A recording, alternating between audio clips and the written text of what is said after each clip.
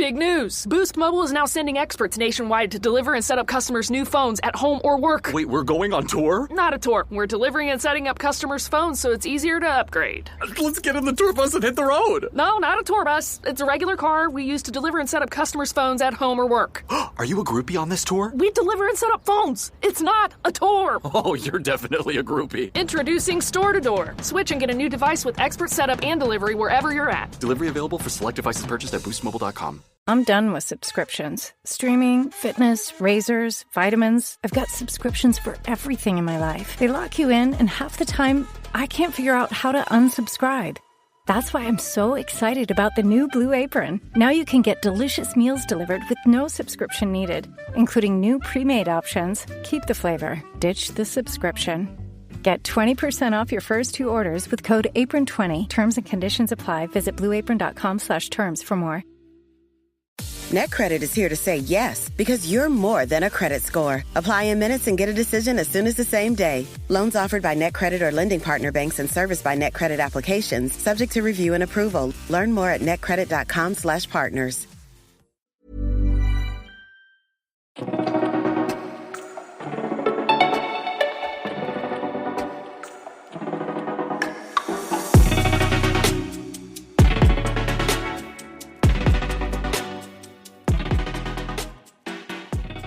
Bonjour et bienvenue sur un nouvel épisode du podcast La Pointe. Je suis Christophe Augier, je suis en compagnie de Frédéric Durand. Bonjour Christophe, bonjour à tous. Cette semaine, l'actualité des bassins était riche et on a un programme chargé pour décrypter toutes les zones de jeu. Accrochez-vous car on commence par les championnats français, on décortique les performances explosives de nos équipes et on compare nos forces vives à celles des géants européens à travers la participation de Marseille en Champions League. On ne laisse rien au hasard, on analyse en détail les victoires retentissantes et les défaites marquantes en Champions League et en Eurocup. Mais on va aussi braquer nos projecteurs sur un colosse qui tremble, l'équipe nationale italienne. On te parle de cette période de transition agitée, des changements majeurs dans l'effectif et de la nouvelle tête qui dirige le banc. L'Italie est-elle en crise ou prépare-t-elle sa remontada ? Et enfin, on se projette vers l'avenir avec une petite revue d'un tournoi de préparation où l'équipe de France va affûter ses armes face à l'élite continentale. Analyse, scoop sur l'Italie et feuille de route pour les championnats. Voilà ce qui t'attend, c'est tout de suite. Et juste avant de commencer, pense à t'abonner, ça ne prend que 2 secondes. T'abonner, ça nous aide beaucoup parce que plus on est nombreux, plus le podcast sera connu et plus nous pourrons le développer. Donc abonne-toi dès à présent sur YouTube, Spotify, Deezer ou Apple Podcast et n'hésite pas aussi à mettre 5 étoiles sur la plateforme. Tu peux nous écouter comme ça sur la route, en allant au boulot, en faisant du sport ou juste avant l'entraînement. Allez, c'est parti!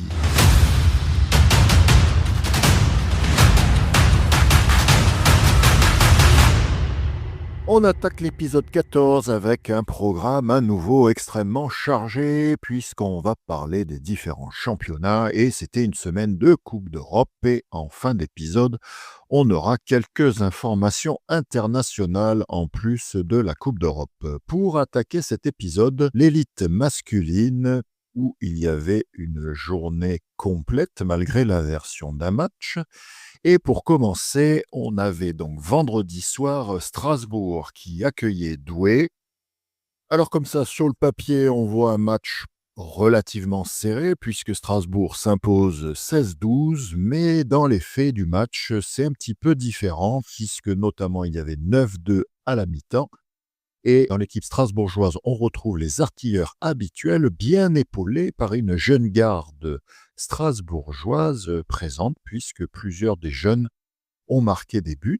Mais avant de détailler tout ça, Frédéric, un petit commentaire sur cette victoire strasbourgeoise. Ouais, tu as parlé de 9-2 fin de deuxième, il y avait même 11-2 dans la troisième, donc vu la feuille de match et le scoring, il est clair qu'Olivier a ouvert son banc. Donc Strasbourg toujours privé de Sasa Micic, ça on l'avait déjà dit, et toujours Pierre Chandieu qui est pas revenu.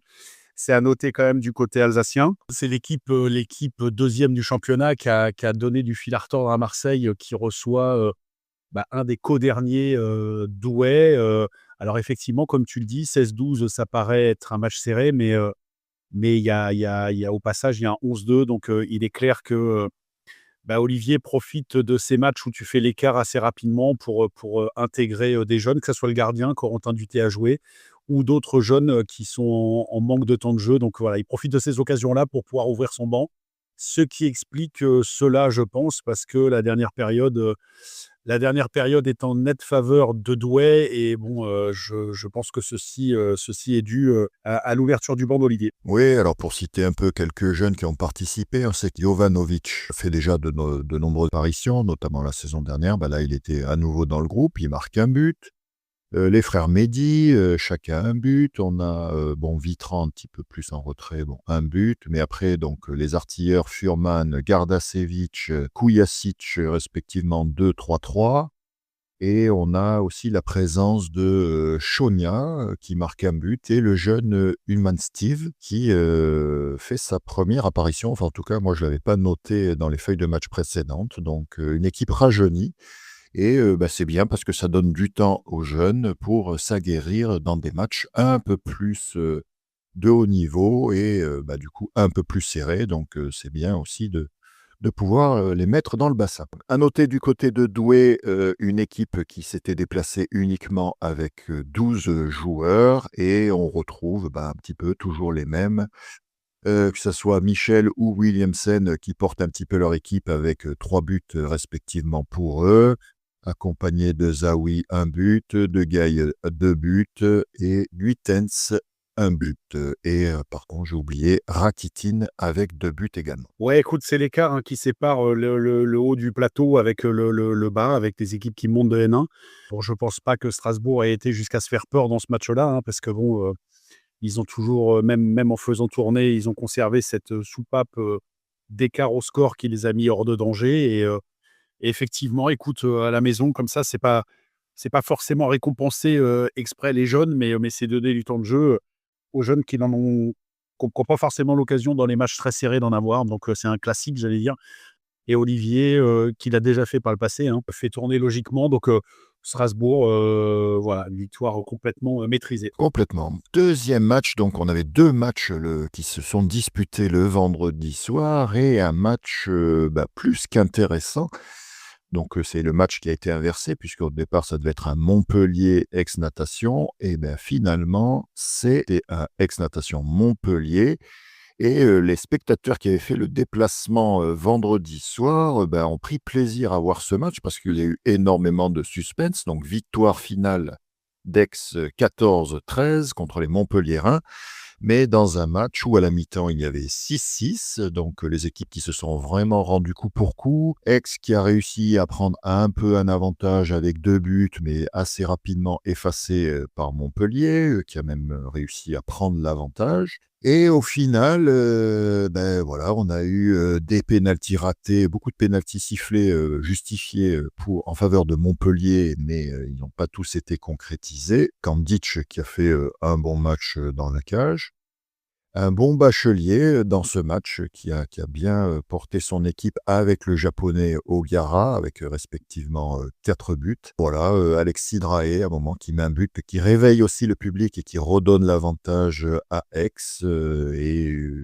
Dans les derniers instants, Montpellier prend un temps mort après une exclusion et malheureusement pour eux, à 30 secondes de la fin, 2 mètres sifflés. Bon, on peut être pour, on peut être contre, mais en tout cas, les arbitres ont fait ce choix-là. Et donc, Montpellier qui ne concrétisera pas cette action et Aix qui l'emporte d'1 but en conservant le ballon sur les derniers instants. Ouais, Christophe, écoute, les spectateurs présents à la piscine contents, comme tu l'as dit, les téléspectateurs aussi, dont je faisais partie, puisque je profite de l'occasion pour souligner toujours la très bonne qualité des retransmissions à Aix avec le duo de commentateurs habituels Frédéric Dossetto et Joyce Lotman, avec une piscine bien claire, un bon choix de caméra. Donc, c'est toujours agréable à suivre. Écoute, Montpellier, je pense, nourrira quand même pas mal de regrets sur ce match-là parce que j'ai cru à un moment donné qu'ils allaient l'emporter. Alors, ils n'ont pas été souvent en tête au score, c'est vrai, mais sur ce petit match de traînard à -1 égalité, ils ont été à +1 aussi à un moment donné. Je les voyais bien l'emporter. Aix a fait à peu près le même match que contre Nice, je trouve, et j'avais souligné que Nice n'était pas reparti avec quelques points dus à un manque de justesse. dans les choix. Montpellier, sur la justesse, est bien meilleur que Nice, je trouve. Et donc Montpellier n'a pas fait les erreurs de passe ou quoi que ce soit qu'avait fait Nice. Et ils ont été là. Stojanovic a fait un très gros chantier devant en étant très présent, en marquant des buts, en obtenant des pénaltys. Mais si tu regardes le bilan global, quand tu perds d'un but, que tu rates une zone plus qui est une demi-balle de match et surtout que tu rates 2 pénaltys, bah oui, évidemment, tu as des regrets. Et pour moi, ils ont raté le coche. Ils ont perdu des ballons, 1 ou 2 ballons casquette un peu devant. Ils se sont fait punir en contre-attaque, notamment par O'Gara. Mais surtout dans leur M, la M que tout le monde fait un petit peu maintenant, ils ont, au lieu de faire une M qui penche un peu à gauche, qui est plus près du poste 4, du 3 et qui laisse le poste 2 droitier, donc c'est toujours un peu difficile de shooter mauvais bras. Ils ont plutôt penché de ce côté-là, ils ont laissé O'Gara. Et O'Gara, si tu laisses sur une M à 5 mètres, avec même le temps de fixer une fois, bah, il te punit. Il en met 4. Et je pense qu'ils ont perdu un peu le match là-dessus parce que je les ai trouvés, très honnêtement, vaillants. Beau shoot de Krekovic, le gardien qui a fait son match, et puis je te dis, le Moustour évidemment, qui met 5 buts encore, avec peu de fautes de shoot, qui a vraiment un bon bras, qui part vite avec des bons secteurs. Donc Aix a réussi à faire le dos rond, et puis, a été courageux, on ne peut pas leur enlever ça quand même. Ils ont été courageux, ils ont fait le match qu'il fallait et je veux vraiment mettre en lumière Mathias Bachelier parce que, on avait oublié de le mettre un petit peu en avant le match contre Nice, mais il avait déjà fait une très, très belle performance. Et tu vois, c'est un joueur, moi j'allais très souvent voir les matchs à Nice. Quand il jouait à Nice, il shootait jamais. Il jouait poste 2. C'est quelqu'un qui avait toujours cette vitesse de nage qu'il a maintenant, mais il shootait très, très, très peu. Alors est-ce qu'il était bridé par le coach de l'époque, Samuel Nardon? Je ne sais pas, mais en tout cas, il shootait jamais. Et puis là, tu t'aperçois quand même que entre son passage à Strasbourg et puis là à Aix, il shoot et il shoot bien. Je sais pas si tu te rappelles le petit teston qu'il met là, qui part très, très vite, un but très important, un moment très important du match. Et Mathias a fait déjà une très bonne saison l'an passé. Il fait un bon début, un bon moitié de championnat pour l'instant. Joueur qui met 4 buts, mais qui tire pas 150 fois non plus, hein. Donc, il a un pourcentage quand même qui est très élevé. Donc écoute, Aix, j'allais dire habituellement, hein, puisqu'ils ont fait une saison dernière où on rigolait des fois du goal average parce qu'ils étaient 2e avec un goal average proche de 0. Et puis là, tu vois qu'ils bat Nice de 2 buts, qu'ils bat Montpellier d'1 but à la maison. Des matchs comme ça qui peuvent perdre, mais qui tournent en leur faveur. Donc, c'est pas de la chance, hein, à un moment donné, ou il y a une peut-être part de chance qu'ils arrivent à provoquer. Mais victoire ô combien importante qui écarte un petit peu Montpellier de la course au top 3. Et Montpellier, sur ce que j'ai vu quand même, j'ai trouvé ça encourageant parce que, j'ai vu un bon match de polo, actif, et j'ai trouvé ça vraiment pas mal. Je pense que Fabien Vasseur devait un petit peu, avoir des regrets sur notamment les 2 pénaltys. Alors les pénaltys, j'ai déjà expliqué que c'était pas forcément des buts, assurés quoi, mais c'est quand même une occasion privilégiée dans un match et quand on rate 2, c'est compliqué. Tout à fait. Bon, Bachelier qui en avait mis 4 aussi contre Nice, hein, donc 8 Oui. buts en 2 matchs, donc très intéressant pour lui. Et c'est vrai que tu parlais de ce but, effectivement, en teston, ça part très vite aussi, hein, c'est une pièce maîtresse du jeu aixois, hein, il arrive effectivement, il joue souvent dans l'aile, notamment en zone plus aussi, et il arrive à se décaler un peu plus et à prendre un peu plus de responsabilités. Je pense que voilà, le système de jeu lui permet, on lui fait confiance à Aix, donc il prend sa chance et ça fonctionne, donc il est en confiance, donc il continue dans ce sens-là. Moi, je trouvais aussi dans ce match-là, voilà, on retrouvait un peu un Draé un peu présent qu'on ne voyait plus trop, je trouve, ces derniers temps. Donc, c'est toujours intéressant pour Aix. Puis, à force, on va peut-être aussi se dire, tu disais que c'est pas de la chance, effectivement. Je pense que voilà, c'est aussi peut-être dans ces batailles qui se jouent à 1 ou 2 buts, Aix a l'habitude de ces matchs-là, donc sait prendre l'avantage peut-être au moment où il faut. C'est pas pour gâcher notre plaisir et on sait la ferveur du public aixois, donc c'est vrai que ça permet, même un vendredi soir, même si la piscine n'était pas pleine, quand même d'avoir toujours ce nombre fidèle de supporters et du coup d'avoir une belle ambiance avec une belle diffusion. C'est toujours important, c'est vrai que moi j'en parle régulièrement.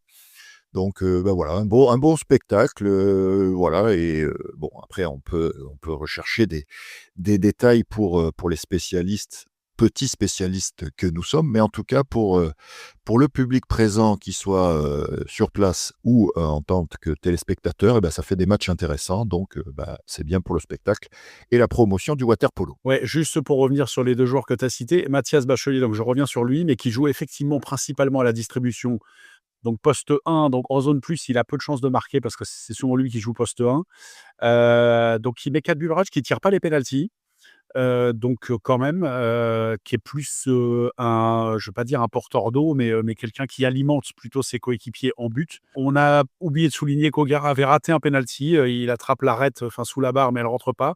Et puis Drahe, tu l'as souligné, qui a marqué essentiellement ses buts, mais il faut les mettre à la volée en zone plus, où, la volée, ça paraît facile, mais on a peu de temps pour réfléchir. C'est une prise de décision quasi immédiate. Aix a besoin aussi, ne pourra pas compter que sur Ogiara ou son Américain, qui n'a pas scoré du tout d'ailleurs sur ce match-là, mais a besoin aussi de Matteo Lena, de Kylian Bress-Fernandez et notamment aussi d'Alexis Drahe. Donc, ils ont été présents et ceci explique aussi le succès d'Aix. Troisième match, donc du coup, et premier match du samedi.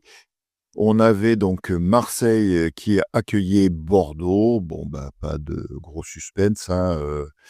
Marseille qui s'impose 22-7. On avait quand même 15-2 fin de troisième période. Donc juste.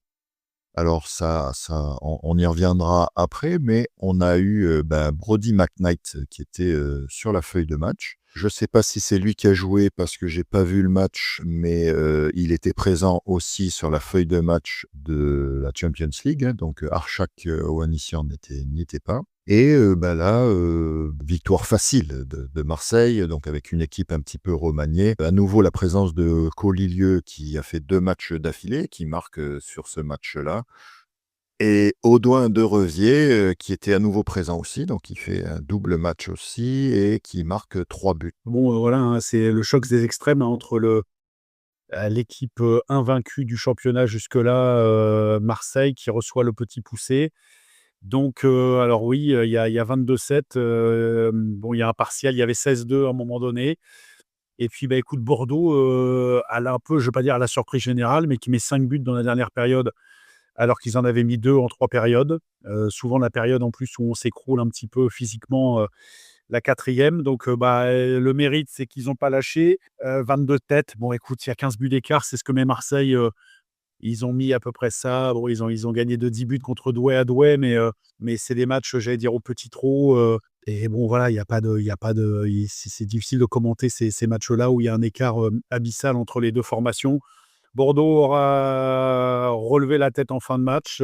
Et puis Marseille, écoute, fait ce match, on reparlera de la Coupe d'Europe après, mais fait ce match qui suit ce fameux match contre Sabadell et qui fait l'essentiel. Il n'y a pas grand-chose à dire. Oui, pas grand-chose à dire. Bon, côté bordelais, peut-être quand même quelques petites choses, hein. On a quand même 7 buteurs différents. Sur les 7 buts inscrits, on a quand même 7 joueurs avec un but. Donc, pour les citer, on a Queen Barber, Delpech, Vlasis, Parmentier, Linchneau, Barella et Crosetti, donc un peu les quelques buteurs habituels. Mais bon, là, ça permet quand même de ventiler un peu la marque, même si effectivement il n'en marque que 7 et que l'écart est conséquent.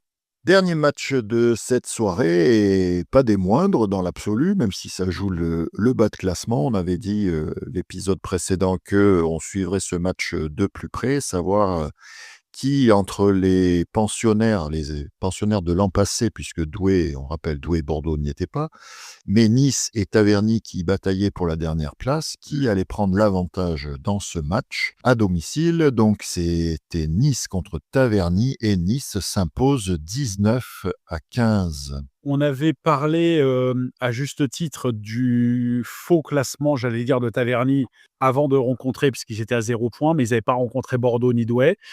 On avait expliqué qu'ils avaient battu les deux équipes sur le même score, 17-12 les deux fois, donc ils étaient passés de 0 à 6 points. Ces 6 points-là leur permettaient de rejoindre Nice au classement. Et puis, il y avait ce fameux match à Jambouin, match à enjeu pour les deux équipes, évidemment. Une victoire de Taverny aurait mis quand même bien la tête dans le sac aux Niçois, hein, parce que à la fin des matchs allés, ils auraient eu que 2 victoires seulement contre Bordeaux et contre Douai. Et puis, écoute, une victoire de Nice leur permettait de repartir un peu de l'avant sur ce qu'on avait vu contre Montpellier et à Aix des Niçois. Je les voyais quand même favoris de ce match-là. Ils l'ont emporté, mais ça a été un long chemin de croix quand même, hein, puisque les équipes, ont eu du mal à se départager, hein. On est resté dans un mano à mano d'un but jusqu'à 5-5. Taverny prend même l'avantage, 6-5 avant que Nice, inflige un 3-0 pour passer à 8-6 et puis le chassé-croisé a continué, hein, on savait que ça allait être un match, sérieux et puis Nice a commencé à prendre un petit avantage 11-8, même si, Taverny est revenu à 11-10, mais quand tu prends quand même ces 3 petits buts et puis le 11-10 a été resuivi à nouveau d'un 2e coup de boutoir, décisif pour moi des Niçois qui sont repartis à 13-10, 14-10 et puis, écoute, ils ont, bon an mal an, maintenu cet écart de 4 buts jusqu'à la fin, 18-14, 19-14. Ils ont même 5 buts d'avance et puis, écoute, ils remportent une victoire qui va leur faire du bien parce que Nice, oui, depuis 3-4-5 ans, est pas forcément habitué à la victoire. Donc là, écoute, ils ont un 9e point dans la besace et puis, ils écartent un petit peu Taverny du chemin. Ils auront un match, retour à jouer à Taverny, où il faudra pas qu'ils se ratent et puis, écoute, Taverny, reste à sa place, c'est-à-dire supérieur à Bordeaux et Douai, mais un petit peu inférieur au reste de la classe. Oui, complètement. Après, on aurait pu penser que peut-être, ça a été accroché, tu l'as bien dit, jusqu'à il y avait égalité 6-6, à un moment avant que Nice effectivement marque ce 3-0, repasse après la prise d'avantage de Taverny, mais voilà, on pensait peut-être moi je voyais quand même peut-être un match un peu plus serré malgré tout, parce que Taverny avait fait des bonnes sorties, dernièrement. On avait un Laurentos, qui était, plutôt, comme on dit des fois on fire, là, il a été un peu plus maîtrisé, il en marque que 2. L'homme, un peu que j'évoque un peu de temps en temps, Labitte, là, il en met 6, hein, quand même dans ce match, côté tabernassien, donc qui a fait son match.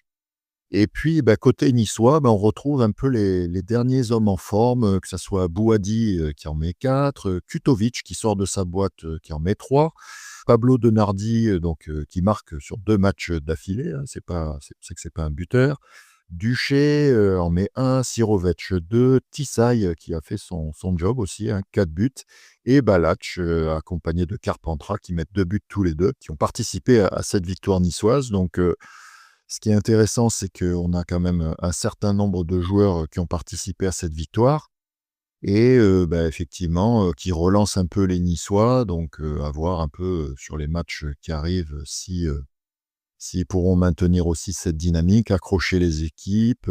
Tavernier, je pense qu'il nourrissait, à mon avis, d'autres espoirs, sur ce match. Voilà, Dura un petit peu en retrait. On sait qu'il fait partie du top 5, des buteurs, au niveau national, là, qui en met que 2, donc bien maîtrisé aussi, par les Niçois. Non, mais Nice, le postulat pour que Nice fasse des résultats, il faut que tu aies un gros, Luka Kozmer dans la cage. Donc Kozmer qui est un excellent gardien, mais qui ces derniers temps, je trouve, a des performances un peu en deçà de sa réelle valeur, hein, notamment le match à Aix où il a été en difficulté. Alors bon, les gardiens, ça arrive, hein, le problème du poste de gardien, c'est que quand tu es en difficulté, il y a personne pour te suppléer ou te rattraper. Ils ont eu un petit peu de mal de ce côté-là et puis il faut que les jeunes qui deviennent de moins en moins jeunes, tous les ans, mais qui sont encore jeunes, prennent le relais parce que tu vas pas pouvoir compter, éternellement, sur Balach, ou sur Tissaï, pour mettre des buts. Donc il faut absolument que, Boidy Skander Boidy l'a fait, mais il faut que les autres prennent la main et c'est des joueurs maintenant qui ont, 4-5 ans d'élite dans les jambes et c'est à eux maintenant le jeu, hein. Il faut qu'ils prennent le jeu à leur compte et là, ils l'ont fait, hein. Ils gagnent contre Taverny, c'était le cahier des charges. Nice finit une moitié d'exercice en ayant battu les 3 équipes qui sont supposées être en dessous d'elles, donc ça, c'est bien. Mais par contre, il leur manque toujours un résultat et ça fait 3-4 ans, un résultat surprise. Tu vois, ils ont perdu 7 à la maison. Alors pas beaucoup, mais ils perdent à Aix, pas beaucoup, ils perdent Montpellier, pas beaucoup, mais à chaque fois, ces matchs-là ne tournent jamais en leur faveur. Alors est-ce que c'est mental? Est-ce que je sais pas, mais en tout cas, il leur faudra pour espérer autre chose, à un moment donné, que ces matchs un peu au couteau, qu'il y en ait un qui tourne en leur faveur, même aller arracher 1 point au pénalty, voire 2. Quand tu as un gardien comme ça, tu te dis qu'au péno, quand même, tu as des chances de l'emporter. Quand tu fais 2 points contre 7 ou 2 points contre Montpellier, c'est quand même bien. Mais malheureusement, c'est jamais le cas et je veux pas dire que Nice se contente de battre les équipes à sa portée, mais il leur manque un résultat référence contre un gros qui peut-être débloquera certaines choses. Mais pour l'instant, j'ai l'impression qu'ils sont toujours dans cette formule où ils se disent: «Bon, bah, on perd, c'est je veux pas dire que c'est normal, mais je vois pas de révolte». Donc il faudra en passer par là et faire un petit peu plus pour enfin se débloquer. Ah, peut-être à force de faire des matchs accrochés, effectivement, il y aura peut-être un moment où ça tournera en leur faveur, en tout cas, voilà, Ouais, mais les scénarios de match sont quasiment toujours les mêmes, hein. C'est souvent des matchs qui laissent des regrets parce que tu sors de là et tu te dis: «On n'est pas loin». Alors c'est vrai que tu es pas loin, tu es à -2, mais maintenant, il faut que les Niçois se mettent en tête que, OK, Douai, Bordeaux, Taverny, c'est OK, mais maintenant, ils doivent matcher avec Montpellier. Ils ont matché avec Aix, donc quand tu matches avec le 2e, 3e du championnat, tu dois matcher aussi avec le 4e, 5e. Écoute, c'est comme ça. Je leur souhaite de réussir, hein, parce que c'est une équipe dynamique, mais il faudra absolument un résultat probant qui puisse les sortir de là. on suivra ça aussi. Au niveau du classement, donc ça nous donne 2 équipes en tête avec 21 points, que sont Marseille et Strasbourg, avec évidemment Marseille qui a un match en moins. Donc on peut quand même supposer que Marseille finira avec 24 points ses matchs allés. Aix, fort de sa victoire très importante contre Montpellier, suit sur le podium avec 18 points. 7-12 points avec un match en moins. 7 n'a joué que 7 matchs. Montpellier, 9 points avec 7 matchs également. Nice, 9 points, donc on l'a dit, hein, avec 8 matchs. Donc eux, ils ont bouclé leur match aller. Taverny à 6 points, donc avec un match en retard. Je pense que ça sera contre Montpellier. Ça sera contre Montpellier, ouais. Et Douai et Bordeaux, chacun ont 3 points. Donc tu vois, alors je sais bien qu'avec des si, on peut faire un peu tout et n'importe quoi. Mais Montpellier, je le répète, court toujours après ses 3 points perdus à Bordeaux. Il pourrait être potentiellement à 12. Puis quand tu vois le match qu'ils font à Aix, ça c'est vraiment à touche-touche là entre les équipes classées 3, 4, 5, 6 sont vraiment, c'est serré et puis, bah, tout peut arriver, dans ce championnat. Écoute, c'est assez intéressant.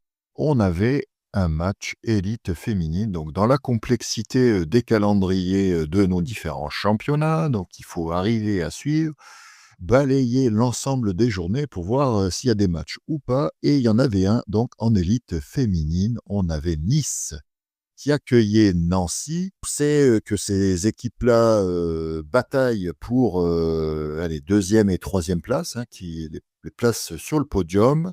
Et Nancy, qui s'impose à l'extérieur après une séance de tir au but remportée 4-3, donc 10-10 à la fin du temps réglementaire. Et Nancy, donc, qui vient prendre les points à Nice.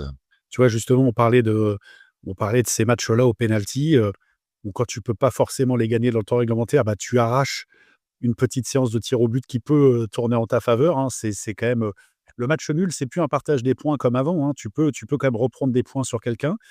Écoute, c'était le retour de Rémi Garceau, donc à Nice, hein, où il a passé de nombreuses années comme joueur. Là, il était sur le banc adverse, sur le banc de Nancy. Et puis, dans un match, évidemment serré, hein, puisque ça se termine au pénalty, les Nancéennes décrochent la timbale en allant s'imposer. Elles étaient alors donc le match a été un chassé-croisé comme tu peux l'imaginer, tout le long. Nancy menait 9-8 et puis, à la fin et puis Nice parvient à mettre 2 buts de suite, 19. Ils pensaient qu'ils avaient fait le plus dur et l'égalisation nancéenne, donc il les amène au pénalty et au pénalty, c'est, effectivement, comme tu l'as dit, les Nancéennes qui l'emportent et qui, c'est un mauvais résultat pour Nice parce que ça les écarte un petit peu de la course vers le haut et puis, on avait dit que Nancy avait perdu déjà à Bordeaux, et on pouvait penser qu'à Nice, elles allaient trébucher. Ça a pas été le cas, donc bravo à elles. En effet, à noter, donc, dans ce match, on a quand même Keïna Benlegbir, enfin, je crois que il me semble que c'est la capitaine et la meilleure buteuse du côté de Nancy, qui en marque 5. Donc, avec cette séance de tir au but, à noter que la gardienne aussi, Sofia Lima de Freitas, la gardienne nancéenne, a marqué. Donc, sur penalty. Et côté niçois, on a quand même donc Caroline Christil qui en met 3, accompagnée de Naneva qui en met 2. Marie Barbieux, la doyenne un peu de cette équipe, en marque 2 et Mackenzie Larsson 3 avec Lisa Cordino 2 et voilà un peu pour les principales buteuses du côté de Nice et qui, malheureusement, à la séance de tir au but, perdent à domicile. Ouais, Christophe, la conséquence au classement, on va faire un petit point. Donc, Lille a 3 matchs, 3 victoires, donc 9 points, suivi de Bordeaux qui a un match en plus, donc qui a 7 points. Nancy, donc fort des 2 points qui viennent de glaner à Nice, est troisième avec 6 points pour 3 matchs joués. Nice a 4 points avec 3 matchs joués également. Donc, on voit l'importance quand même de ce résultat. Nice aurait pu virer en menant 19, aurait pu virer avec 7 points et laisser Nancy à 4. Donc, tu vois les conséquences, alors que là, il y a 6 pour Nancy et 4 pour Nice. Toulon, qui a égalité de points avec Nice, 4 points, mais qui a une différence de but défavorable, donc est cinquième. Suivent ensuite Taverny avec 3 points et Choisy-le-Roi avec 0 point. Donc, match à enjeu et match très important sur cette victoire très importante de Nancy, comme on l'a dit, qui va s'imposer à Nice. On passe du coup à la Nationale 1, donc championnat très intéressant, la Nationale 1, donc ça nous tient à cœur aussi de le commenter. On sait que c'est l'antichambre de l'élite et on voit malgré tout la différence, on le souligne régulièrement, donc des promus, Douai et Bordeaux qui sont en difficulté, même s'ils ont quand même gagné des matchs. Un match en particulier, donc Douai avait gagné contre Bordeaux et Bordeaux contre Montpellier, donc du coup tout le monde a marqué des points. Donc on avait une journée, donc la 7e, donc qui à nouveau incomplète puisque les matchs de l'INSEP ont des calendriers un petit peu différents. Et pour attaquer cette journée, on avait donc La Rochelle qui accueillait Marseille. On pouvait se dire, compte tenu du résultat de La Rochelle de la semaine passée, que l'écart allait être important en faveur de Marseille, puisqu'on sait que Marseille, pour l'instant, déroule son championnat. Et non, en fait, La Rochelle n'a perdu que de quelques buts, puisque le score final est de 9-13. Le promu, enfin les 2 promus, puisque les 2 équipes jouaient en N2 l'année dernière, mais c'est pas tout à fait les mêmes promus quand même. Il y a une équipe qui vise le titre et il y a une équipe qui vise un apprentissage dans la division et qui pour l'instant s'en sort très bien. Alors, il y a pas Audouin de Revier dans cette équipe de N1. Il n'y a pas, je sais pas, bon, je sais pourquoi Audouin de Revier, parce qu'il jouait dans l'équipe élite, mais il n'y a pas non plus le petit Dadowski qui fait souvent du bien. Une équipe un peu remaniée et qui finit par s'imposer là-bas, bien emmenée par Léandre Ondo-Metogo, qui met 4 buts. Petite victoire, courte victoire, rien de fou. La Rochelle devra se servir un petit peu de ce match-là pour, je ne veux pas dire capitaliser, mais j'ai toujours du mal avec les défaites encourageantes, mais là, celle-là, pour le coup, c'en est une. Pas à rougir du tout face au premier. Bon match de La Rochelle à la maison. Ils prennent pas un éclat sur le goal average. Il y avait 4-4 fin de deuxième. Donc, Marseille fait la décision seulement en deuxième partie de match. Match logique au niveau du résultat, mais le score l'est un peu moins. Moi, à côté La Rochelle, on avait quand même une petite équipe puisqu'ils étaient que 11 joueurs, donc c'est assez étonnant à domicile, donc privé de peut-être des joueurs importants. Et on va noter aussi quand même que La Rochelle a mené la première période, a gagné la première période 2-0, donc Marseille n'a pas marqué de but. Bon, après, c'était un peu plus compliqué, mais en tout cas, ils ont su se remettre de la grosse défaite précédente. On espère pour eux qu'ils arriveront à se maintenir et c'est toujours bien d'avoir un peu une équipe qu'on n'a pas forcément l'habitude de voir dans le paysage du water-polo jusqu'à présent en National 1. Ça fait un peu de fraîcheur et c'est toujours intéressant. Deuxième match, Choisy-le-Roi-Givors. Et là, on aurait pu penser que c'était peut-être plus accroché aussi. Et Choisy qui s'impose facilement donc de 9 buts, 25-16. Choisy, pas anodin quand même de mettre 10 buts d'écart à Givors. Donc je vais me répéter, mais je parle de Choisy positivement depuis quelque temps. Je te dis qu'il a fait une première saison en s'installant, mais en tremblant pas l'année dernière en N1, puisqu'ils n'ont jamais été dans la bagarre pour la descente. Donc, ils ont fini dans un milieu de tableau confortable. Cette année, bon, alors c'est normal, il n'y a plus Douai et Bordeaux, donc ils doivent normalement, si la logique l'emporte, gagner 2 places au classement. Mais bon, tu peux gagner 2 places au classement sans forcément mettre 10 buts à Givors. Donc, Choisy, voilà, qui surfe sur ses bonnes prestations récentes, qui est vraiment intéressant. Et écoute, voilà, qui fait le boulot en mettant quand même 25 buts. Il faut quand même les mettre. Alors, Givors, c'est à souligner quand même, ils se sont déplacés à 9. Donc 9 joueurs, ça fait pas très, très sérieux, je trouve. Alors je sais pas, j'ai pas les raisons, mais blessure, suspension, ce que tu veux, mais 9 dans le polo actuel avec, comme ça valse au niveau des exclusions, bah, écoute, tu es très vite en difficulté de rotation. Ceci explique quand même, à mon avis, cela. Et puis, bah, de l'autre côté, écoute, voilà, c'était un festival offensif avec beaucoup de joueurs qui participent, mais choisis qui confirment sa bonne santé. Ouais, et puis un petit score un peu de tennis, hein, 7-3, 6-3, 6-5, 6-5. Qu'on pourrait penser que c'était un match de tennis, mais non, c'était un match de water-polo. Troisième match de cette soirée, donc on avait Mulhouse qui recevait le Racing. Donc Mulhouse qui avait disputé 2 matchs dans cette semaine, puisqu'il s'était déplacé à l'INSEP en match en retard de la 4e journée et il s'impose contre l'INSEP 26-7. À noter qu'à l'INSEP, on avait des nouveaux joueurs présents, mais on y reviendra vite fait. Donc, victoire facile des Mulhousiens pour lancer la semaine. Et deuxième match contre le Racing, où il s'impose 26-10, donc une équipe parisienne aussi. Même nombre de buts inscrits, 2 fois 26, 52 buts sur la semaine.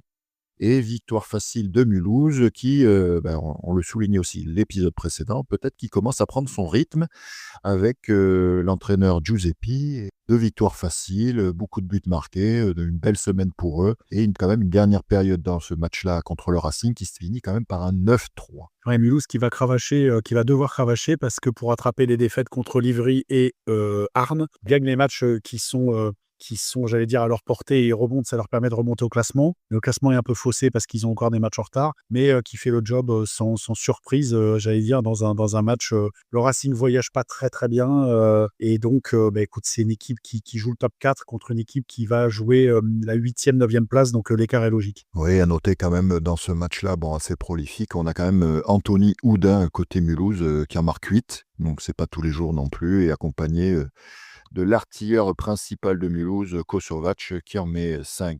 Match un petit peu des extrêmes. On avait Saint-Jean d'Angély contre Livry-Gargan. On a souligné plusieurs fois les difficultés de Saint-Jean et malheureusement, ça se confirme, hein, malgré un bon début de match, on va dire, puisque à la mi-temps, on est quand même sur un 8-6 en faveur de Livry, mais 10-3 dans la deuxième partie du match et victoire de Livry 18-8.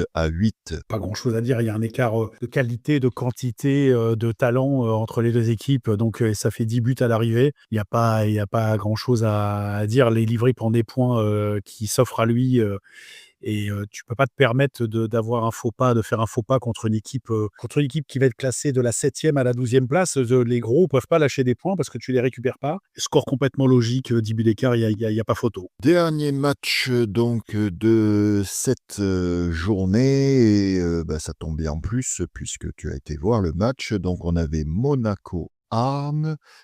Et tu vas nous expliquer tout ça, mais contrairement à ce que pourrait laisser penser le score, on a 18-6 victoire de Monaco. En fait, le scénario est un petit peu particulier et tu vas nous conter tout ça. On avait dit que Monaco avait jusqu'alors effectué que des matchs. Le hasard du calendrier les avait amenés à rencontrer que des équipes, j'allais dire, prenables. Donc pour l'instant, ils avaient fait le job, puisqu'ils avaient 7 victoires en 7 matchs, en ayant rencontré, écoute, tous les, j'allais dire, les moins bien classés, donc La Rochelle, Saint-Jean, le Racing, etc., etc. Et puis là, c'était le premier match d'une longue série qui va les amener donc à rencontrer les premiers. Donc ils vont rencontrer à la suite donc Arnes, Mulhouse, Marseille et puis Livry. Donc moi, j'attendais ce match avec impatience pour voir pas ce que valait Monaco, mais comment ils allaient réagir dans les matchs un petit peu à enjeu qui les attendaient. Et puis, pour qui n'a pas vu le match 18-6, c'est un match qui est très clair. Et en fait, il y a eu deux matchs vraiment distincts, puisque Monaco a pris un petit peu le large 5-2 et puis a vu Arnes revenir à chaque fois 5-3, 5-4. Il y a eu un espèce de chassé-croisé jusqu'à 8-6, parce qu'il y avait 8-6. Arnes a une zone plus, il demande un temps mort, il rate la zone plus, et puis, écoute, après, ils prennent 10-0. Donc, c'est assez rare, tu peux perdre 18-6, mais assez rare de perdre 18-6 en ayant 8-6. Le 10-0 s'explique pas du tout par un problème de conditions physiques ou des buts en contre-attaque à 1 contre 0, tout ça. C'est que Monaco a mieux joué. Alors, ce qui leur a fait très mal à Arnes, c'est que Théo Barzottelli, qui par ailleurs a été très bon, a provoqué exclusion, penalty, puis a marqué, met ce petit but du 9-6 à 10-12 secondes de la fin de la troisième. Et puis sur l'engagement, il y a une contre-faute de Arnes et le même Théo Barzottelli marque à la sirène. Donc en fait, d'une situation possible de 8-7, ces 2 buts coup sur coup font que Arnes démarre la période à 10-6. Ils s'en sont jamais remis, ils prennent 8-0 dans la dernière. Ils ont raté un penalty, ils ont raté des zones plus, ils ont eu des occasions. Mais des fois, il y a des choses comme ça qui s'expliquent pas. Donc c'est une très belle victoire de Monaco. Hein. Il y a rien à dire, mais c'est vrai que le scénario est pas habituel. Quand tu as un score final comme ça, 18-6, souvent c'est du 13-4, 13-7, et puis tu arrives à 18, c'est rare de faire 8-6, 10-0. Donc Arnes devra... écoute, travailler là-dessus, se dire qu'ils sont pendant 2 périodes, 3 quarts à la lutte avec Monaco. Et puis, il faudra absolument gommer cette fin de match. Ils ont pris un joueur à 3 fautes, c'est tout, mais c'est pas, il n'y a pas de réelle explication par rapport à ça. Et puis, Monaco, qui a eu du mal, qui n'a pas forcément très bien joué au début, qui a raté des choses qu'il ne rate pas forcément d'habitude, qui a eu du mal à se dépêtrer un petit peu. C'était le premier match où ils n'avaient pas beaucoup de marge. Et dès l'instant où les 2 buts de Barzottelli ont été marqués là, pour passer de 8-6 à 10-6, après, ils ont déroulé et ça a été un cavalier seul.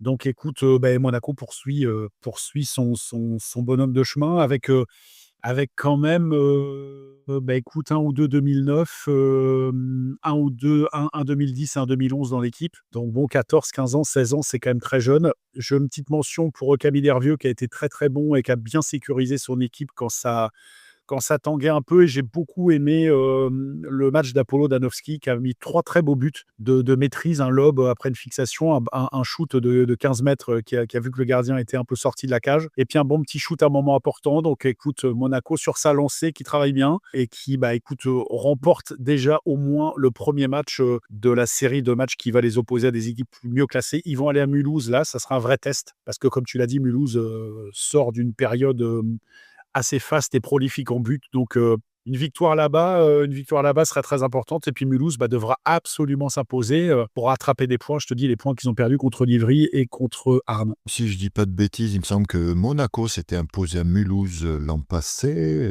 Donc, à suivre ce match-là. Et dans ce match, pour revenir à ce match, on a quand même un quatuor côté Monaco avec 3 buts.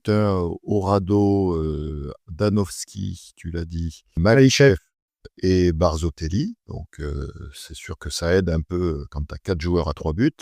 Et côté Arnes, celui qui a pu s'illustrer, ceux qui ont pu s'illustrer, on a Quentin Caron avec 3 buts et Arthur David, 2 buts pour les principaux.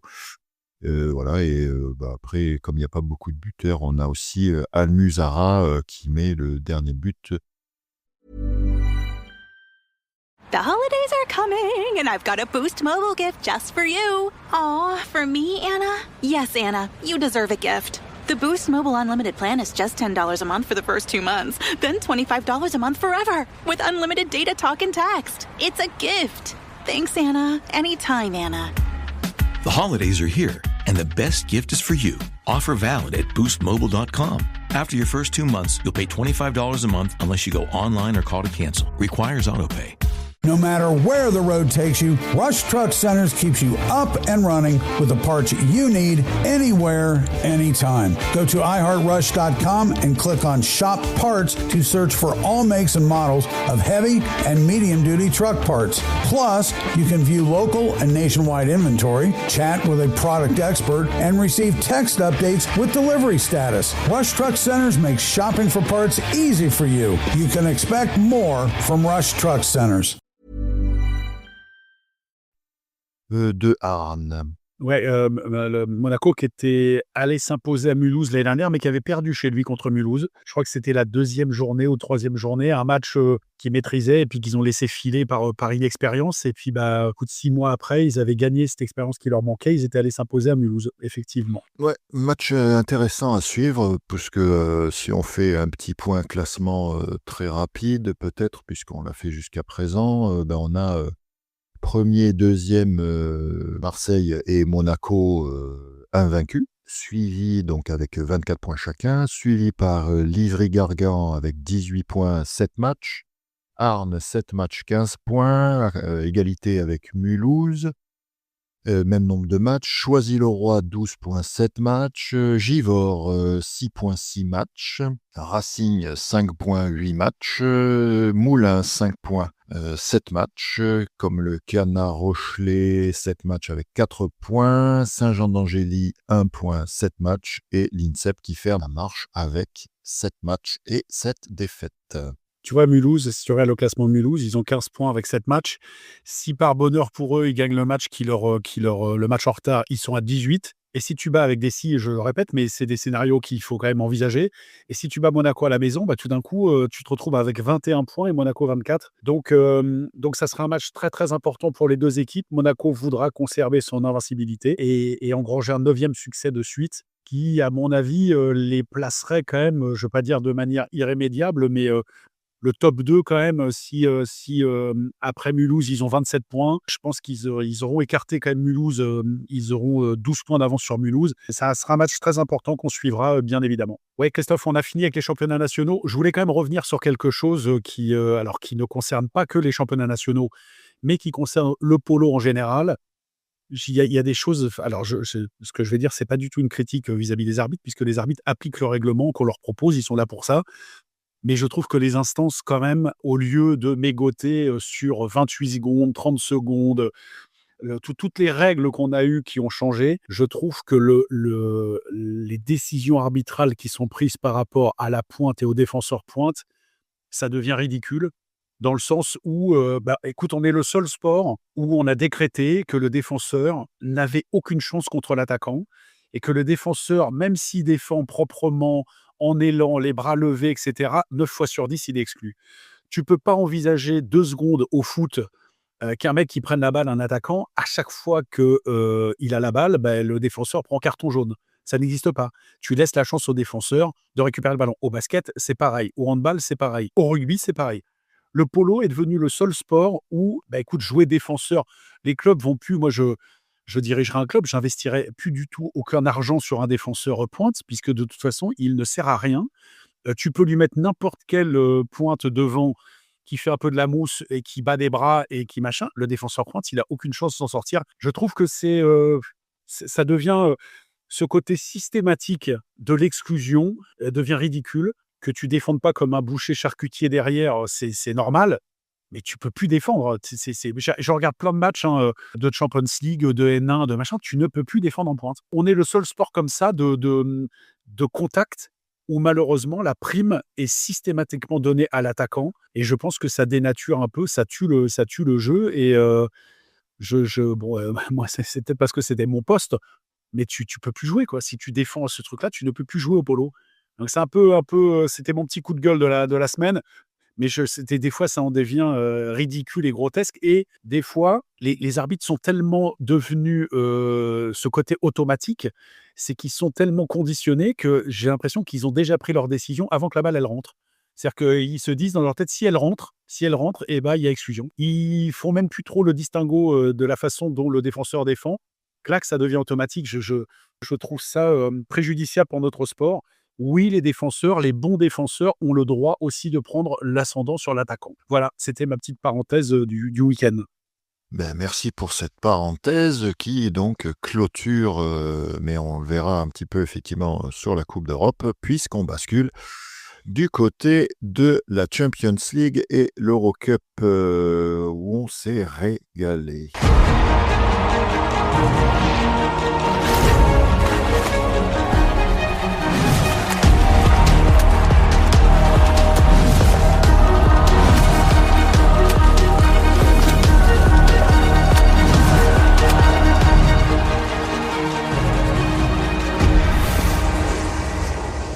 Alors pour attaquer cette semaine Champions League, donc rappel, les matchs se déroulent le mardi en partie et le mercredi pour la deuxième partie, et le jeudi on a l'Europa Cup.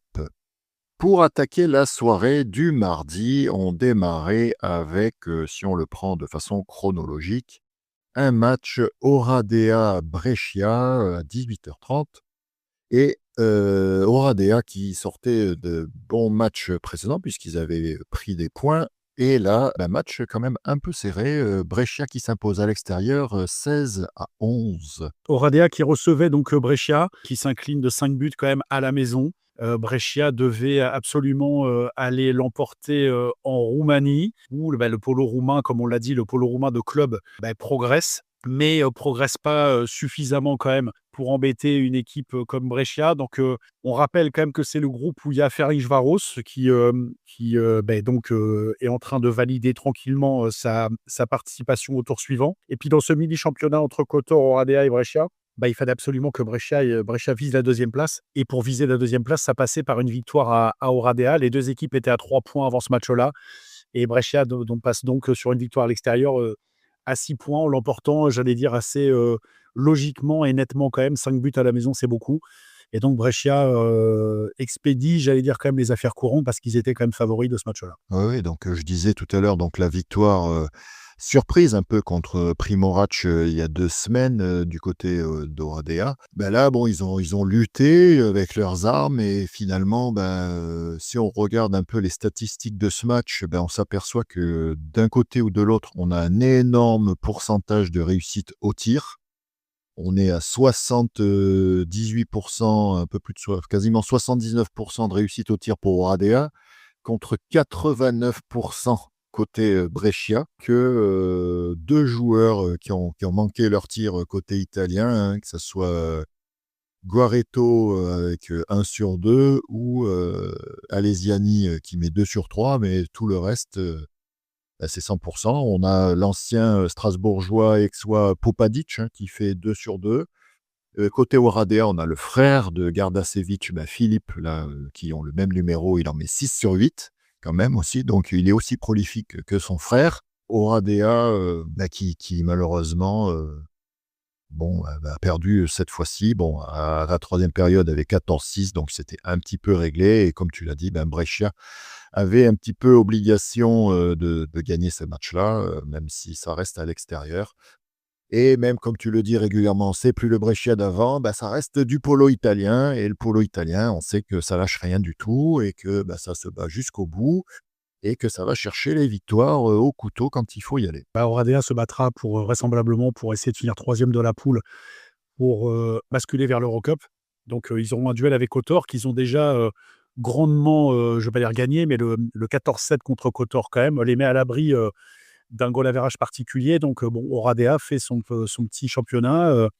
Et écoute, c'est logique en fait. Il n'y a pas de surprise sur ce match-là. Deuxième match de cette soirée, je vais dire un peu l'ogre italien Pro Recco à domicile s'impose contre le Jadran Split 15-9 assez facilement.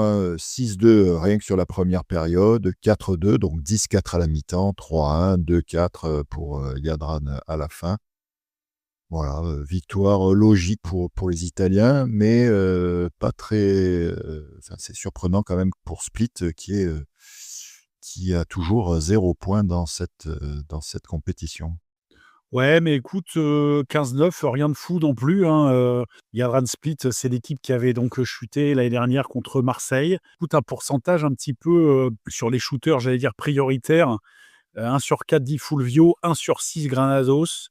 Ça va rassurer un petit peu les joueurs qui nous écoutent, que même Granados, il peut faire des fois 1 sur 6. Canella 2 sur 5, Fondelli 1 sur 3. Donc après, le reste, c'est un peu plus Cassia qui fait 4 sur 4, donc qui remonte un peu le pourcentage. 15 sur 34, t'es même pas 50%. Tu as une équipe comme Recco contre Split. Alors les scores que tu as annoncés pour Brescia à 90%, ça c'est assez irréel et ça n'existe pas dans la vraie vie. Mais Recco 15-9, écoute, je suis pas plus emballé que ça. Voilà, c'est somme toute assez normal. Je m'attendais à un écart un peu plus conséquent même. Ouais, après, c'est compliqué cette saison pour Jadran, avec leur gardien Bijac, qui avait quand même joué 3 saisons du côté de Recco, mais qui n'a pas pu aider son équipe à résister à tous ces assauts, notamment le missile envoyé par Yoki Grata en 2e période, accompagné de Canella sur un avantage numérique qui porte le score à 8-2. Donc, voilà, les Italiens qui sont là et on sait que je pense qu'il y a peu de chances qu'ils soient absents du Final Four, à part si, peut-être ils rencontrent, Ferencvaros, peut-être avant, Mais même s'ils rencontrent Ferencvaros avant, ce sera dans le cadre d'une poule de 4. oui, Je peux très bien rencontrer Ferencvaros, tomber dans la poule avec Ferencvaros. Je rappelle à chaque fois, mais les premiers de chaque poule rencontrent un premier et deux deuxièmes, hein. Donc, si comme ça se profile, ils finissent premiers du groupe, ils ont 2 chances sur 3 de ne pas jouer Ferencvaros. Donc, non, non, Recco, pour l'instant en tout cas, fait ce qu'ils ont à faire et verrouille quasiment la première place. Ils ont 9 points. Pas une grande surprise non plus, hein. non, non, non, tout à fait. 3 matchs, 3 victoires pour Echo. Par contre, 3 matchs, 3 défaites, pour Jadran, qui se dirige tout simplement vers la sortie de cette Champions League. Troisième match de cette première soirée et pas des moins intéressants. On avait Belgrade qui recevait le Herceg Novi et victoire à l'extérieur de Herceg Novi 12-11. Un match super important, hein, pour le gain de cette deuxième place, hein. Cette deuxième place qui te permet donc de continuer de rentrer dans le top 8. Jadran Erchanovi prend 3 points capitaux à l'extérieur. Donc distance de 3 points. Maintenant, Novi Beograd s'accroche à cette deuxième place. Ils avaient déjà battu Jadran Split. Là, ils battent Belgrade, a fortiori à l'extérieur. Très très belle performance des Monténégrins en terre serbe. Alors certes, on avait dit, hein, et à juste titre, que Belgrade allait souffrir, hein, par rapport à leur titre de vice-champion d'Europe avec les pertes de Gadamassi, des deux Grecs Skoupakis Vlachopoulos et de l'entraîneur Živko Gocic. On s'attendait à Belgrade en difficulté, on l'a, mais vaillant quand même à la maison. Ils perdent que d'un but, mais ce petit but est très très préjudiciable et ça sera très dur pour eux. Alors tout n'est pas bouclé. Mais dans une poule où vraisemblablement Ferencvaros gagnera tout, il faudra absolument qu'ils aillent s'imposer à Herceg Novi, ce qui sera évidemment pas facile. Ouais, mais c'était un match quand même. Bon, c'est vrai que Belgrade perd à la fin, mais quand on voit un peu le début du match, c'était pas. Enfin, c'était compliqué de prévoir cette défaite, parce que bon, ils remportent quand même cette première période 4-2, finalement assez facilement, hein, parce que Jadran loupe un penalty, donc c'est Valera qui loupe. Derrière, voilà, ils arrivent à reprendre un peu l'avantage. On sait qu'ils ont un bon gardien, Glusac, qui multiplie les arrêts, qui aide vraiment son équipe à rester dans les matchs et à les remporter régulièrement. Puis ils ont quand même aussi toujours Tchouk, hein, qui est fidèle au poste aussi, donc qui a été présent dans ce match. Donc, les Serbes, je pense qu'ils peuvent nourrir une pointe d'amertume quand on voit ce résultat. Mais les Monténégrins, effectivement, qui ont réussi à s'imposer, notamment Kolod, qui a été très présent dans ce match et qui a pu donner l'avantage à Jadran. Et du coup, c'est vrai qu'il y a eu un trou d'air aussi pour Belgrade avec ce 3-0 en deuxième. Beograd, on sait le nombre de joueurs qu'ils ont perdu, tu l'as souligné, mais ça reste une équipe serbe, donc ils se battront jusqu'au bout. Dernier match de cette première soirée et très bon match aussi, vraiment. Si je le répète assez régulièrement aussi, mais si vous avez vraiment l'occasion de regarder les matchs de Champions League, abonnez-vous parce que ça vaut vraiment le détour. Vous avez vraiment ce qui se fait de mieux en matière de water-polo. Et ce match-là aussi, Vajac, les Hongrois de Budapest qui recevaient les Croates de Mladost. Et nouvelle victoire de Mladost qui enchaîne à l'extérieur avec une victoire 13-10, victoire très importante pour eux. Ouais, écoute, c'est cette fameuse poule avec Olympiakos, Mladost, Radniki et le Vasas. Donc le Vasas avait commencé sa campagne avec une courte défaite à Radniki. Donc Radniki avait réussi son entrée en matière. Mais le Mladost quand même a une vraie belle équipe complète, du gardien, la pointe. Après, tu as pas mal de shooters autour, hein, Vukicevic, Bukic, tout ça. Je vais pas tous les Buljubasic, je vais pas tous les noter, mais les mentionner, mais qui a des vraies ambitions pour au moins rallier le top 8. Et puis, écoute, c'est pas facile de s'imposer à l'extérieur, sauf quand il y a un gros écart entre les équipes, mais c'est pas facile de s'imposer à l'extérieur. Et le Mladost fait de manière convaincante, sans trop trembler. Ils ont gagné 3 périodes sur 4 d'un but. Donc voilà, écoute, ils virent en tête 5-3 fin de deuxième. Il y a parité dans la troisième et puis ils arrivent à gagner encore la dernière. Ils sécurisent un résultat, même si le Vasas, pour l'instant, a 0 points en 3 matchs. Et je pense que ça va être dur pour eux de décrocher quelques points parce qu'ils sont quand même en deçà du reste du plateau.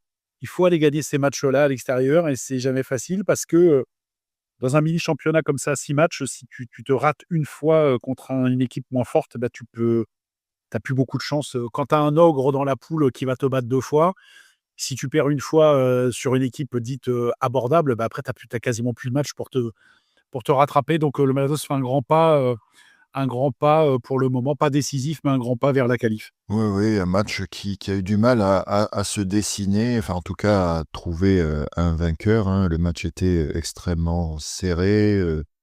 Vukicevic a marqué en fin de période, qui permet quand même voilà, de prendre l'avantage à seulement 35 secondes de la fin, donc 19 pour Mladost, et puis égalisé derrière hein, par Foskolos qui a marqué son deuxième but en pointe avec un super revers et qui égalise donc à 10-10. Donc vraiment voilà, un très beau match qu'il fallait suivre, voilà. Et Marcelic qui a été bon dans sa cage, hein, puisqu'il a fait 12 arrêts quand même dans ce match. Bon, il a plus de 50% de réussite.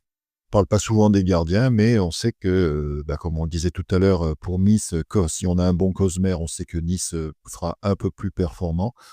Et qu'effectivement, le gardien, il n'y a personne pour le rattraper. Donc, quand il y a un bon gardien qui fait le match, c'est sûr que ça donne beaucoup de confiance à son équipe.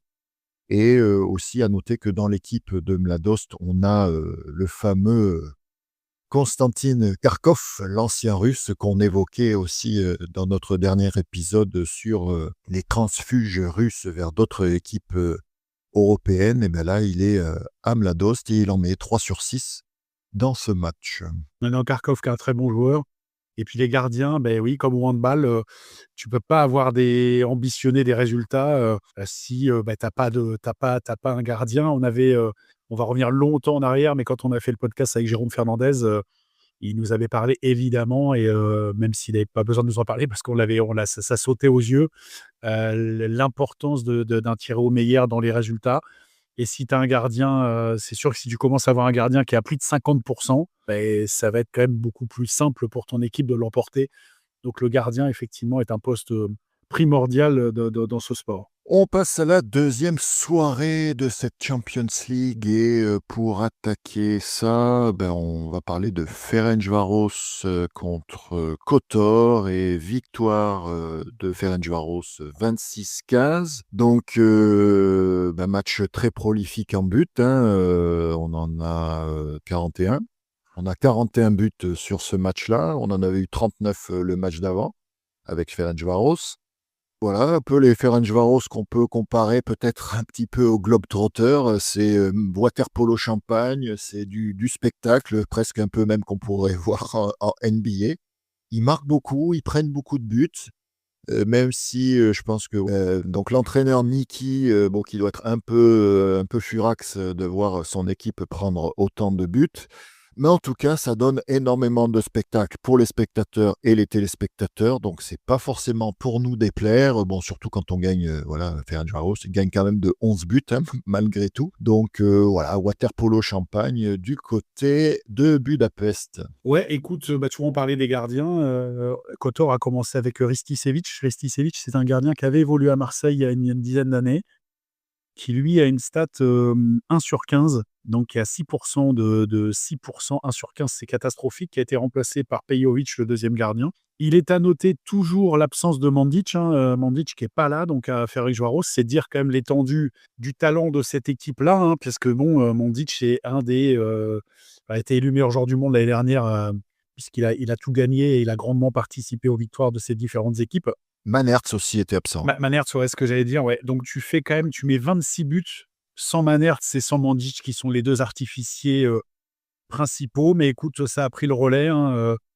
Ça a pris le relais. Fekete, Vigvari, Jancic, même l'Espagnol des Taureaux a été là. Dissoma, 0 sur 3, un peu plus en difficulté. Marton Vamos, tout le monde quand tu mets 26 buts, tout le monde est un peu à la fête. Mais ça montre quand même la puissance de frappe de Ferencváros, parce que Manertz et Mandić, quand même, quand on a vu le Final Four de l'année dernière, la prédominance de Maynard dans le résultat final, et puis Mandic aussi qui est toujours là.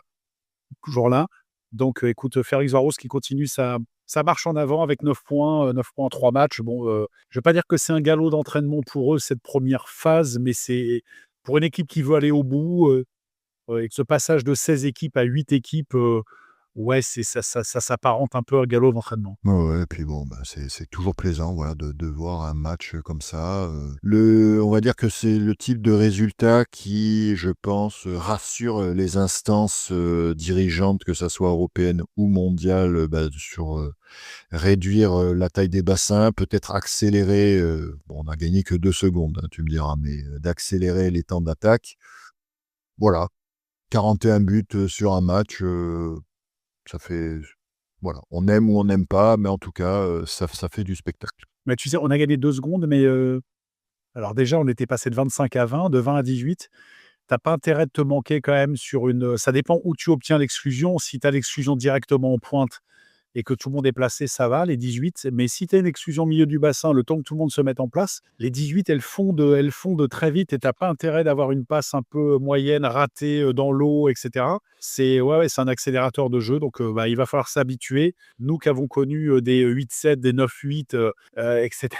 Maintenant, 26, 26, des fois même un peu plus. Donc, c'est un nouveau format de scoring. Et puis juste pour terminer sur ce match, je lisais un petit truc intéressant, ça m'a un peu fait sourire. Alors je sais plus quel joueur disait de Ferencváros, disait oui, ok, on marque 26 buts, donc ça donne 26 occasions à l'équipe adverse de repartir du milieu de terrain, donc de pouvoir faire des changements et de mettre des joueurs frais et d'aller chercher des exclusions, parce que, je vais en profiter pour le dire maintenant, mais dans les matchs que j'ai pu voir, et on en parlait tout à l'heure quand tu faisais le petit aparté sur les arbitres, en Champions League, ça sort à tout va. Il y a un nombre d'exclusions incalculables, plusieurs joueurs par équipe qui finissent avec 3 fautes.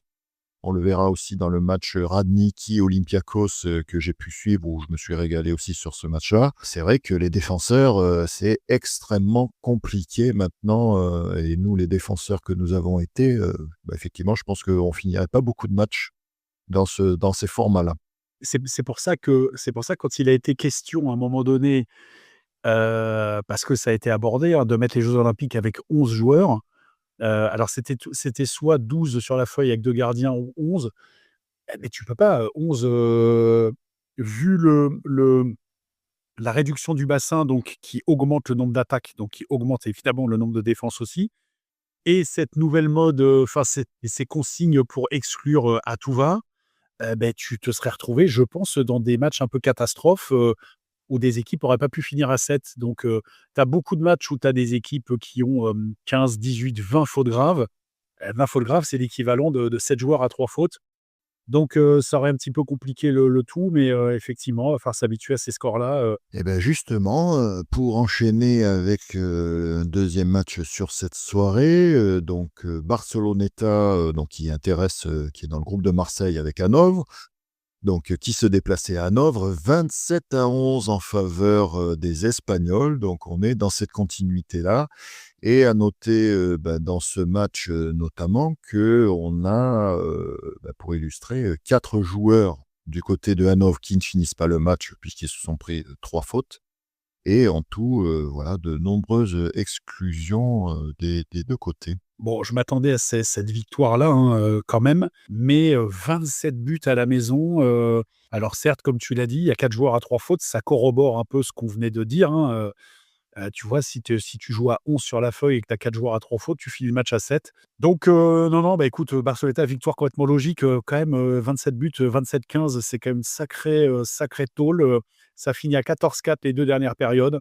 Le gros de l'écart s'est fait vers la fin, évidemment, comme c'est toujours le cas. Écoute, tout le monde un petit peu à la fête, hein, Mounaris, Sanaoura, le frère Vince Vigvari qui met 7 buts. Mais grosse défaite, on va en parler après par rapport au match de Marseille. Écoute, ils ont pris 21 buts de mémoire contre Marseille à Marseille. Là, ils en prennent 27. Alors, ils ont battu Sabadell, certes, on va y revenir, mais c'est vrai que la défense n'est pas le point fort de Hanovre pour le moment. Ouais, c'est moins qu'on puisse dire. À noter que dans ce match, les 2 gardiens de Barcelone ont joué. Donc, que ça soit Delmas ou Aguirre, on sait que bon, il n'y a pas forcément à part le match qu'on avait commenté aussi juste avant, parce que le pourcentage était trop faible, donc changement de gardien sur Kotor. Voilà, bon là, on n'a pas forcément régulièrement des changements de gardien, mais là on en a eu, le score le permettait. Et Hanovre, rappelons-le, qui est l'équipe de l'ancien Montpellierin Vandenberg, voilà, qui marque un but dans ce match, mais qui prend 3 fautes. Radniki Olympiakos, pour moi, une des plus belles affiches, hormis Marseille, hein, ça c'est différent, parce que forcément, l'équipe nationale qui est en Champions League nous intéresse plus particulièrement, mais ce match-là relevait d'une saveur importante, puisque Radniki, on connaît l'équipe qui la compose, hein, sur le papier, beaucoup de champions olympiques et de stars serbes notamment, contre Olympiakos, uniquement, je dirais, avec ces 2 étrangers. Victoire d'Olympiakos 13-12, super match, et je te laisse prendre la parole. Ouais, Christophe Radniki, donc on l'a dit, hein, qui compte pas moins de 7 champions olympiques dans ses rangs.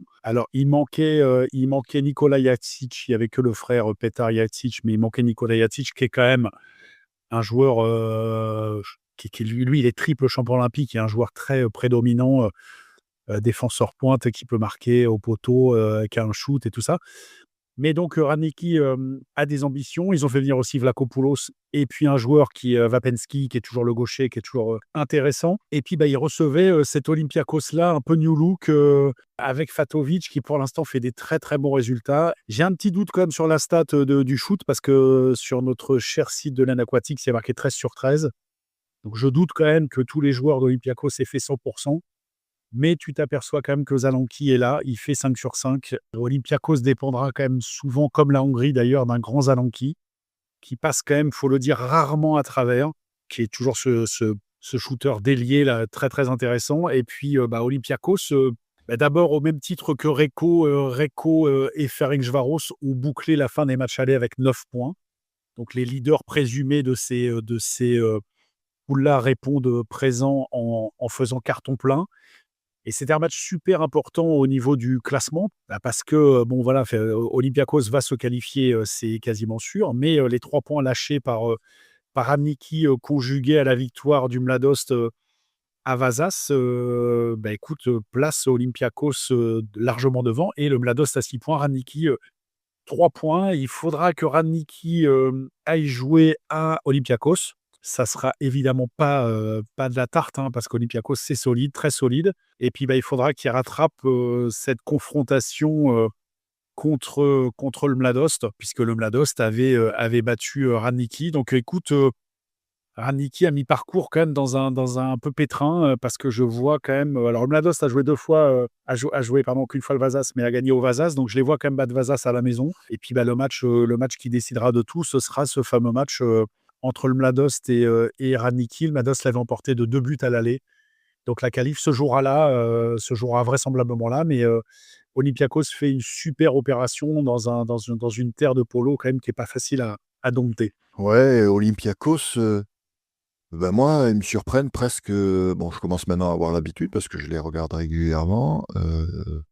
Me surprennent par un petit peu la consistance de cette équipe-là. C'est vraiment extrêmement solide à tous les postes. C'est très équilibré. Je pense que la touche Anguial, notamment, qui est venu renforcer l'ancien Marseillais, qui jouait contre son ancien coéquipier Perlajnovic, hein, puisqu'ils étaient ensemble l'année dernière à Marseille. C'est vraiment une belle équipe et je les vois, je ne suis pas très bon pronostic, mais je les vois quand même aller assez loin, ou en tout cas, ils vont poser beaucoup de problèmes dans la phase 2, suivant contre qui ils vont jouer, parce que c'est vraiment une très très belle équipe, avec un très bon gardien, Zerdevas, qui est vraiment précieux, en tout cas sur les 2 dernières sorties, il est important. Alors aussi, tiens, je rebondis, les statistiques au niveau des buteurs sont pas bonnes, hein, puisque j'ai pu suivre le match, et quand je vois Perlajnovic à 2 sur 2, c'est juste sur penalty qu'il a marqué, parce qu'il a beaucoup beaucoup pris de tirs et je pense que Radnicki s'appuie beaucoup sur lui. Aussi, surtout sur les fins de possession, on lui donne la balle et c'est lui qui prend le dernier tir, donc ça fausse un peu ses statistiques, mais en tout cas, il prend énormément de tirs. Il sort pas beaucoup, il est sorti uniquement parce qu'il avait pris 3 fautes dans ce match. On a eu un très bon Filipovic aussi quand même dans la cage de Radnicki, notamment un moment sur un 1 contre 0. Il fait un arrêt, tu te demandes comment il arrête véritablement. Zalanki, tu l'as dit, alors très précieux dans cette équipe grecque. À noter que sur sa première année l'année dernière, puisqu'il avait quitté Reco compte tenu de l'incertitude qu'il y avait, et donc il sortait quand même d'une bonne saison, puisqu'ils avaient remporté la Ligue des Champions. Derrière, ils avaient remporté le titre mondial avec la Hongrie. Il a été MVP donc justement à Fukuoka.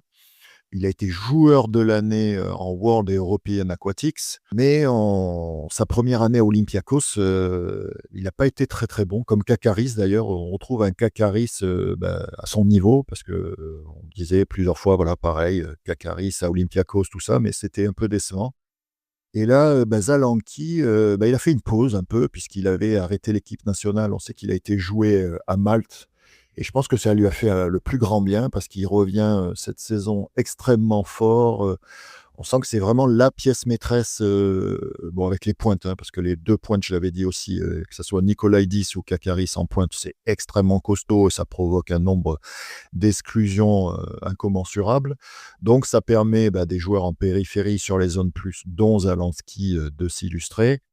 Et voilà, dans les moments clés, il sait prendre la responsabilité. Côté Radnicki, on a quand même un Grec, Vlachopoulos de l'autre côté, donc qui a affronté ses coéquipiers en équipe nationale et qui a été important aussi dans ce match, justement, qui a permis de maintenir Radnicki au contact. Mais Christophe, tu sais, t'es surpris par Olympiakos, mais si tu enlèves, alors tu vas me dire c'est beaucoup, mais si tu enlèves Argyropoulos qui est à Ferencváros, Skoumpakis maintenant qui est au Pana, Vlachopoulos et Kalogeropoulos, le reste c'est l'équipe de Grèce au complet.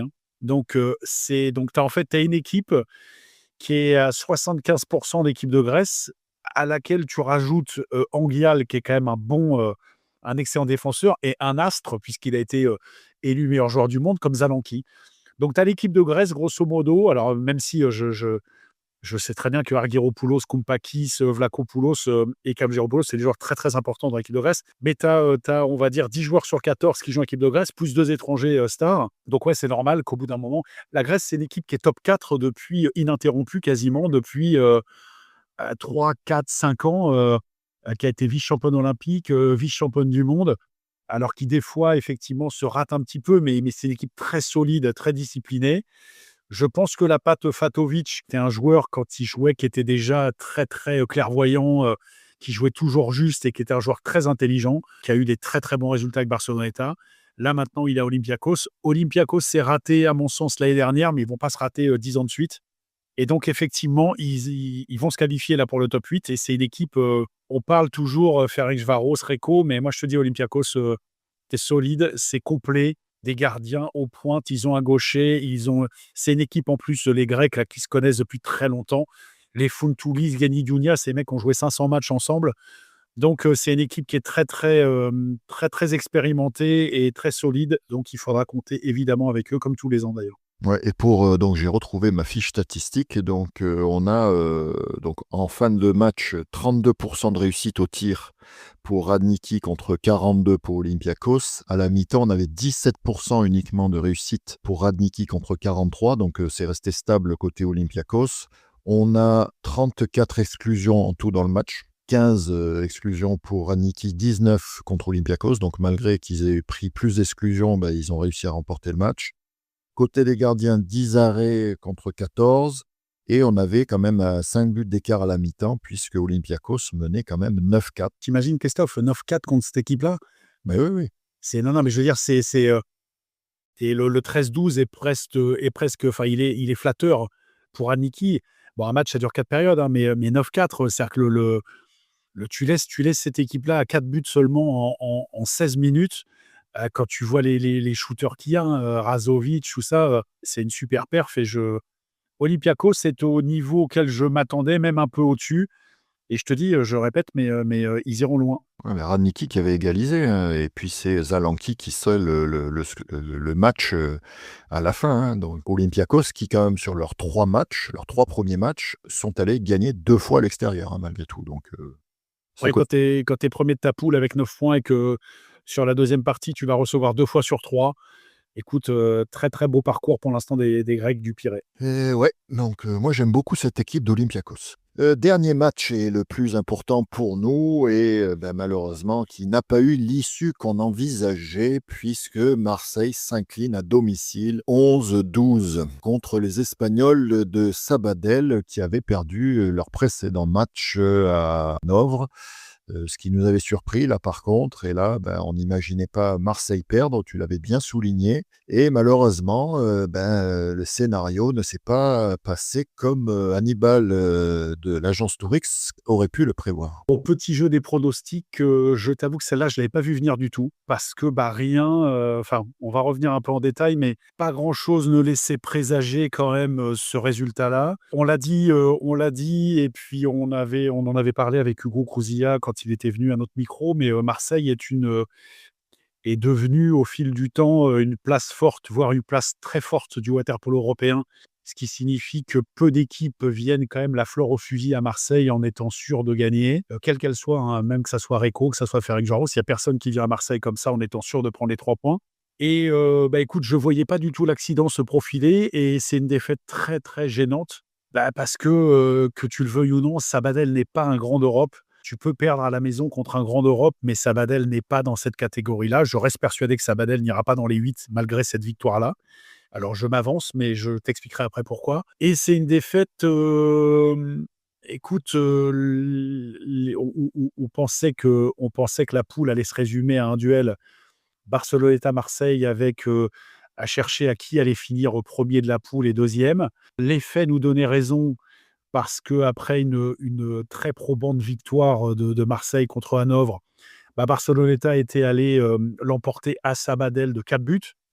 Là-dessus, derrière, c'était encore pire parce que Sabadell était allé perdre de manière un peu inexplicable vu les autres résultats qu'il y a, était allé perdre à Hanovre et dans le même temps, Marseille était allé gagner à Barceloneta.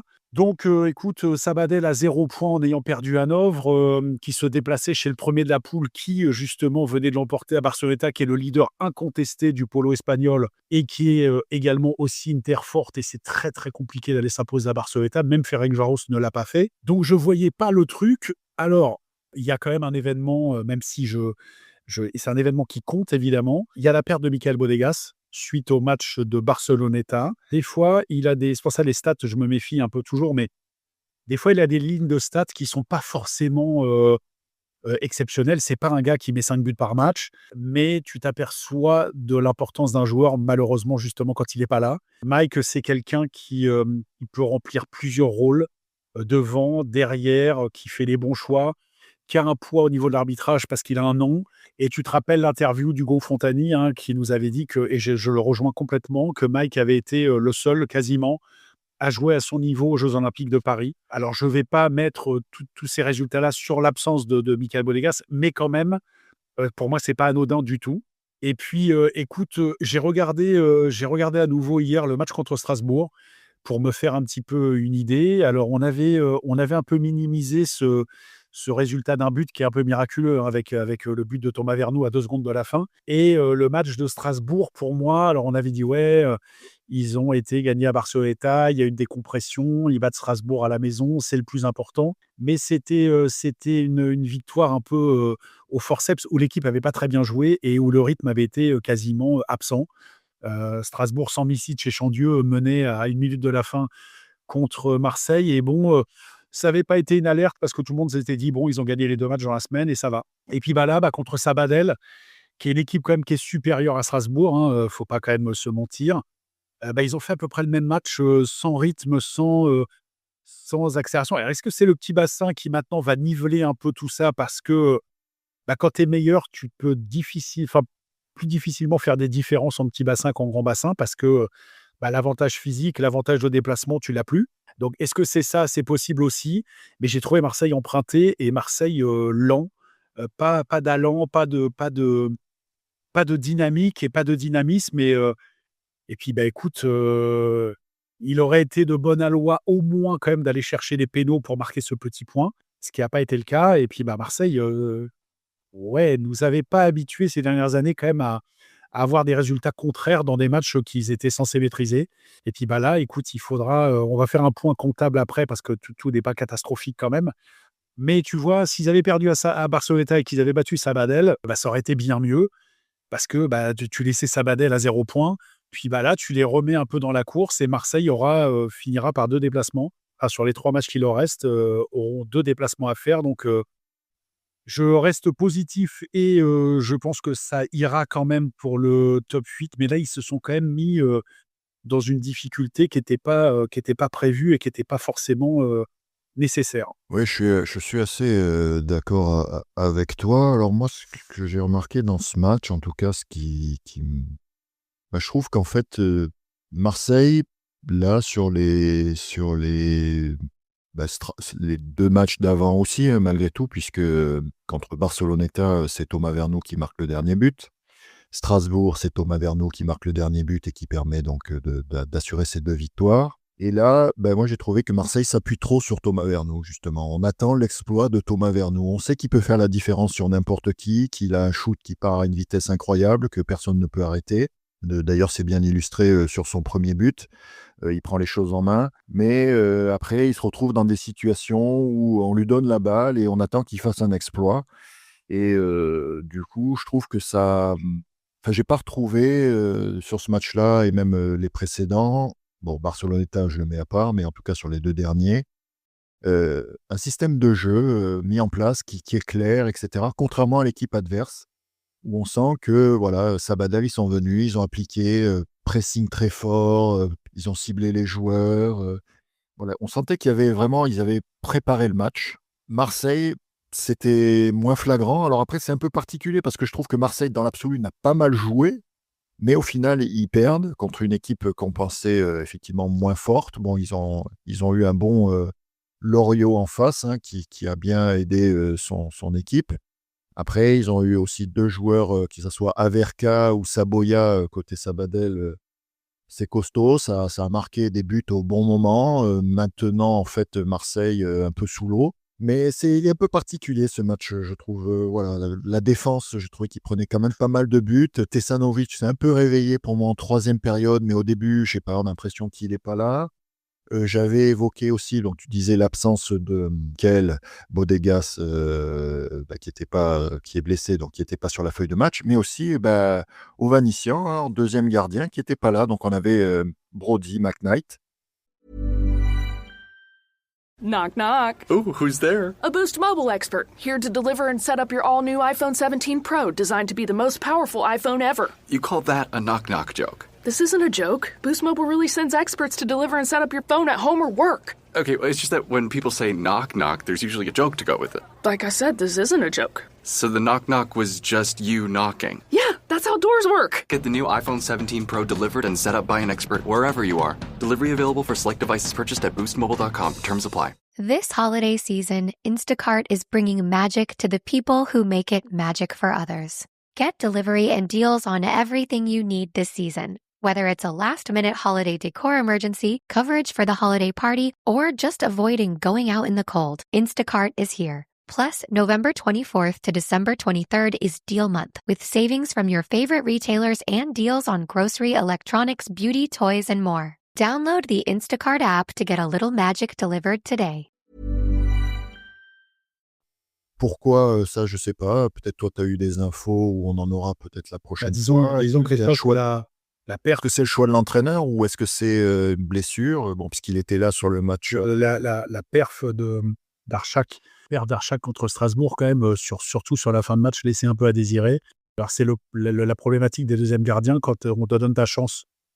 Alors là, c'était contre le 2e du championnat, donc c'était pas évident, mais il faut que tu arrives à la saisir. Et bon, Arshak, je jette pas la pierre, mais a été quand même...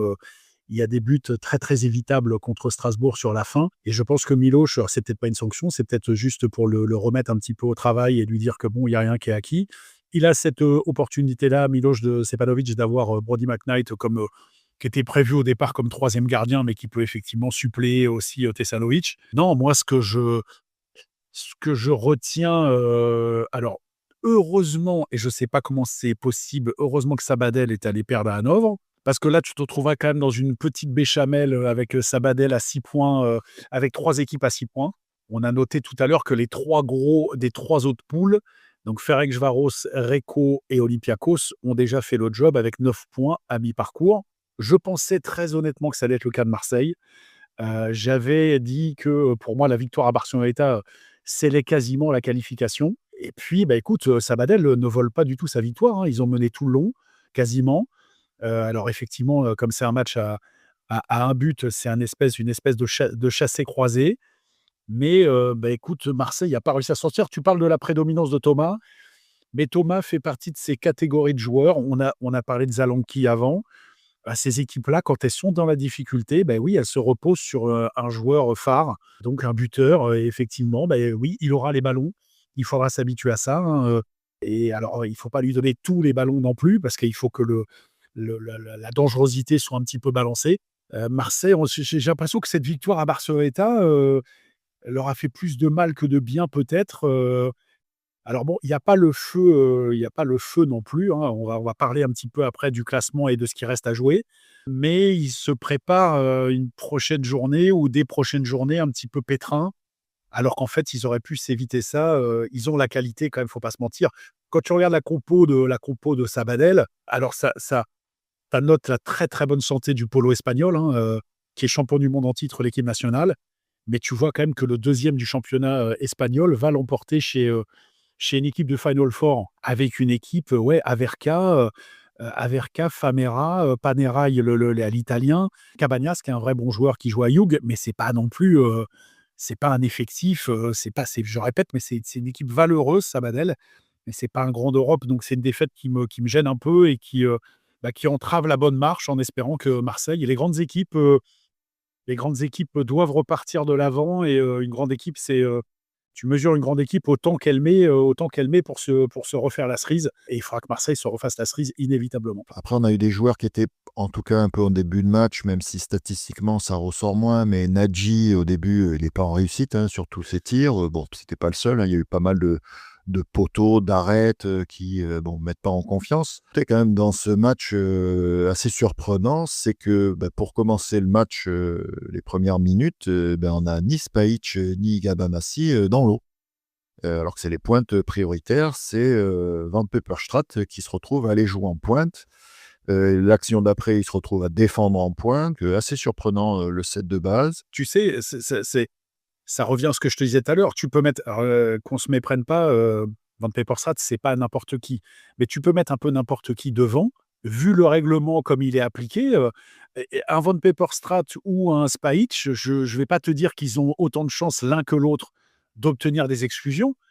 Mais vu le nouveau règlement, maintenant, tu peux aller mettre un petit peu un joueur comme ça. Le premier arrivé presque va en pointe, ils ont des jambes, tu tiens la position.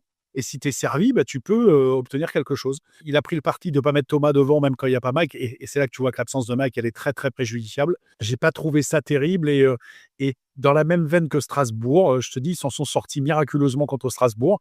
Et puis là, tu t'en sors pas parce que les miracles, c'est pas tout le temps. Et puis là, ça suffit pas pour passer. Nagy, il fait quand même 3 sur 5 au shoot. Thomas, il fait 3 sur 4. Donc c'est quand même...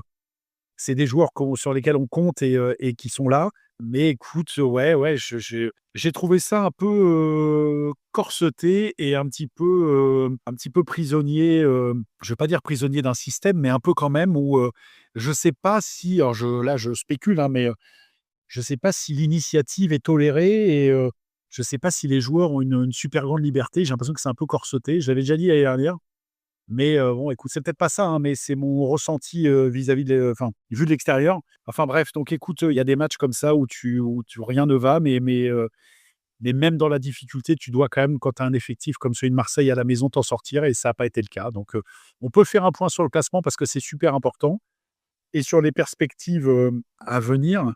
Avant ça, Fred, je voulais juste confirmer un peu ce que tu disais sur cette prise de liberté, hein, qui était aussi évoquée par les commentateurs marseillais qui font partie du club. Donc, que que ça soit Frédéric Audon ou Mishka Inziski, donc qui sont en commentaire et je leur fais un petit coucou parce que bon, c'est toujours intéressant de les écouter. Mais ils sont un peu de ton avis aussi et peut-être voilà, ça illustre certaines choses. En tout cas, je sais pas, des joueurs un peu en dedans quand même. Voilà, Kalogiropoulos, on l'a pas beaucoup vu dans ce match-là. Romain, Marion Vernou, souvent en retard en défense, qui finit pas le match parce qu'il prend rapidement 3 exclusions. Alexandre Bouet, un peu moins tranchant, on sait que c'est voilà, il n'hésite pas à shooter dès qu'il a la balle, mais là, voilà, un peu moins présent, un peu plus muselé aussi peut-être par le plan de jeu espagnol. Et malheureusement, pour nos Marseillais, c'est une défaite et c'est dommage parce qu'elle suit la superbe performance qu'ils avaient fait à Barcelonnette. Avant de finir sur le classement, Marseille, donc, qui est parti hier directement à Hanovre, donc lundi, pour préparer, puisqu'ils joueront ce soir contre Hanovre. Alors, le classement, tu vas me dire, il y a le verre à moitié vide et le verre à moitié plein. Marseille reste premier quand même de la poule à l'issue des 3 matchs allés. Donc 6 points pour Marseille, 6 points pour Barceloneta, 3 pour Hanovre et 3 pour Sabadell. Donc jusque-là, le plan de marche est respecté. Alors, je sais bien qu'on est obligé de prendre des risques en faisant un peu des pronostics, mais je vais me lancer. Je pense quand même que Marseille va aller gagner assez nettement à Hanovre. Ça les mettra à 9. Et dans le même temps, Barceloneta reçoit Sabadell. Donc, on peut espérer quand même que dans ce duel hispanique, Barceloneta l'emporte. Ce qui nous mettrait Marseille à 9 points et Sabadell, qui est l'équipe qui menace un petit peu à 3 points. Donc, il suffirait, même si Marseille ira se déplacer 2 fois, donc il suffirait à Marseille de prendre 1 point sur ces 2 matchs-là. Moi, je pense quand même qu'ils sont quand même en position favorable. C'est en position favorable, même s'il y a cet écueil. Mais je pense qu'ils passeront quand même. La victoire à Barceloneta, pour moi, les mettait en pole position quand même pour finir premier de la poule. Là, ça sera quand même un peu plus compliqué, mais Marseille reçoit Barceloneta et tu peux battre Barceloneta, tu les as battus à l'extérieur, tu peux les battre chez toi. Ils vont pas faire, il en reste 3 matchs, ils vont pas faire 3 prestations comme celle de Sabadell, hein, faut pas rêver non plus. Donc ils vont se remettre la tête à l'endroit, ils vont déjà aller se rassurer à Hanovre. Et si dans le même temps Barceloneta a le bonheur de battre Sabadell, écoute, la qualif sera à 80% dans la poche. Et puis après, tu feras un match certainement pour la première place contre Barceloneta. Et elle est gênante cette défaite, mais je te dis, si tu avais perdu à Barceloneta et tu avais battu Sabadell, tu aurais le même nombre de points, tu aurais 6 points. Sauf que Sabadell, on aurait 0, mais c'est un coup d'arrêt, mais ça n'hypothèque pas les chances de... heureusement que, encore une fois, Sabadell les allait perdre à Hanovre. Parce que là, ça aurait été quand même un peu plus compliqué. Hein. Oui, d'ailleurs, c'est la seule poule qui est aussi serrée, hein, parce qu'on a donc 6-6-3-3 pour les équipes. Après, l'ordre est bien respecté en termes de points dans les 3 autres poules, hein, le 9-6-3. Donc, premier groupe A, on a Olympiakos, Mladost, Radniki, Vajac. Dans le groupe B, on a Proreco, Herceg Novi, Belgrade, Split, donc pour le groupe B. Groupe C, Ferencváros, Brescia, Oradea, Primorac. Et le groupe D, on vient de le dire, pour conclure. C'est la seule poule où tu n'as pas une équipe à 9, mais c'est la seule poule aussi où tu n'as pas une équipe à 0. Donc, tu pourras avoir des équipes, tu t'aurais pu avoir, ça aurait été pire, ça t'aurait pu avoir 3 équipes à 6 et Hanovre à 0. Tu vois, des fois, on n'explique pas tout, mais c'est quand même difficilement envisageable d'aller gagner à Marseille et de perdre à Hanovre. J'ai du mal un peu à m'expliquer cette défaite. Est-ce que je pense pas au comment dirais-je, à l'excès de confiance parce que Strasbourg avait été là justement pour réveiller un peu tout le monde, qui avait quand même été à 2 doigts de l'emporter. Hein, donc, je pense pas, mais écoute, c'est comme ça. Des fois, il y a des choses. Il faudra que Marseille réagisse très vite et nous rassure et se rassure en ayant gagné immédiatement, j'allais dire, à Hanovre, pas sur un 15-14. Hein, il faudra envoyer un message en disant que Sabadell est un accident et que l'équipe s'est bien remise dans le bon chemin. Oui, après, je pense que voilà, s'ils se remettent bien la tête dans le bon sens, Marseille, je pense, est aussi capable d'aller gagner à Sabadell sur le dernier match. Ah, je te rejoins complètement là-dessus. Il y a pas de... Je te dis, le ballottage est quand même largement favorable. Hein. Voilà pour le partie Champions League. On va aller un petit peu plus vite parce que l'épisode est déjà bien chargé donc sur la partie Eurocup. Bon, on a eu quand même une très grosse journée avec des matchs serrés. Pas plus de 3 buts d'écart, hormis le premier match. Donc, les Monténégrins de Budoknost qui recevaient les Hongrois de BVSC et BVSC s'impose facilement 18-8 à l'extérieur. Ouais, écoute, ça, c'est résultat logique. Il y a d'écart abyssal. Rien de spécial dans ce match-là. Deuxième match, donc Szolnok, les Hongrois qui recevaient Barcelone, les Espagnols, et qui, Barcelone, petite surprise, s'impose à l'extérieur 14-10 et je rectifie puisque j'avais dit 3 buts, j'avais mal compté, puisque là on en a 4, donc plus gros écart hormis le premier match précédent. Ce qui traduit à nouveau la bonne santé du polo espagnol, hein. Barcelona gagne à Hanovre, Sabadell gagne à Marseille, Barcelone gagne à Szolnok, 3 victoires à l'extérieur, contre quand même, à part Hanovre, contre quand même des grosses équipes. CNB, qui est un club historique en Espagne, succès très probant à Szolnok. Mais pour confirmer ce que tu dis, on avait Terrassa aussi qui était sur le front et qui s'impose difficilement quand même à domicile. Enfin non, pas difficilement. Sur le papier, effectivement, 14-13, mais qui menait quand même 8-2 à la mi-temps. Donc carton plein pour les équipes espagnoles, confirmant ce que tu viens de dire. Voilà, exactement. Donc le polo espagnol qui est en pleine santé chez les garçons et chez les filles. Duel croate, Dubrovnik qui accueillait Solaris et victoire à domicile 12-10. Ouais, Šibenik qui trébuche à Jug dans ce duel croato-croate. J'allais dire, c'est logique, hein. Jug était un peu au-dessus, puis Jug, c'est à la maison, c'est pas facile de s'imposer. Donc écoute, résultat logique, mais serré quand même. Bucarest, le Steaua, les Roumains qui recevaient les Italiens de Savone et Savone qui s'impose sur le fil 11-10 à l'extérieur. Alors écoute, je vais coupler ça avec l'autre résultat de Bucarest, le Dynamo Bucarest, qui perd d'un but à Trieste, 17-16. Donc je regarde de près les résultats des clubs roumains. Alors on a parlé d'Oradea, mais qui est quand même en Champions League. Donc c'est une compétition d'un autre niveau, mais tu t'aperçois quand même que les 2 clubs de Bucarest contre 2 équipes italiennes, donc classées, Savone a fini 2e du championnat d'Italie et 2e ou 3e, enfin c'est des équipes de Coupe d'Europe italienne et ça fait 2 fois un but. Donc je te dis, le polo roumain, peu d'étrangers qui jouent quand même dans ces équipes-là. Donc ces équipes-là, elles sont majoritairement composées de Roumains. Bah, quand tes clubs performent avec des joueurs locaux, inévitablement, ça rejaillit sur l'équipe nationale.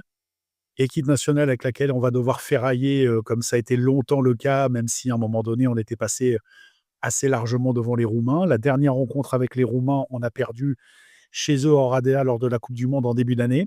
Et les résultats des clubs roumains, quand même, montre un élan dans ce pays et c'est à noter quand même, hein, 2 fois un but contre 2 équipes italiennes, c'est pas rien, surtout à l'extérieur quand même pour le Dynamo, qui est la 3e équipe qui est allée perdre que d'un but à Trieste. Ouais, tu fais bien de le souligner, avec une très très grosse période du Dynamo Bucaresti, puisqu'il s'impose 7-3 dans la 3e période contre Trieste, hein, quand même. Oui, alors je te dis, il faudra faire attention. Ces équipes-là, en club, on bataillera pas trop pour le moment, mais il y a un mouvement, en tout cas, du polo roumain qui était un peu endormi.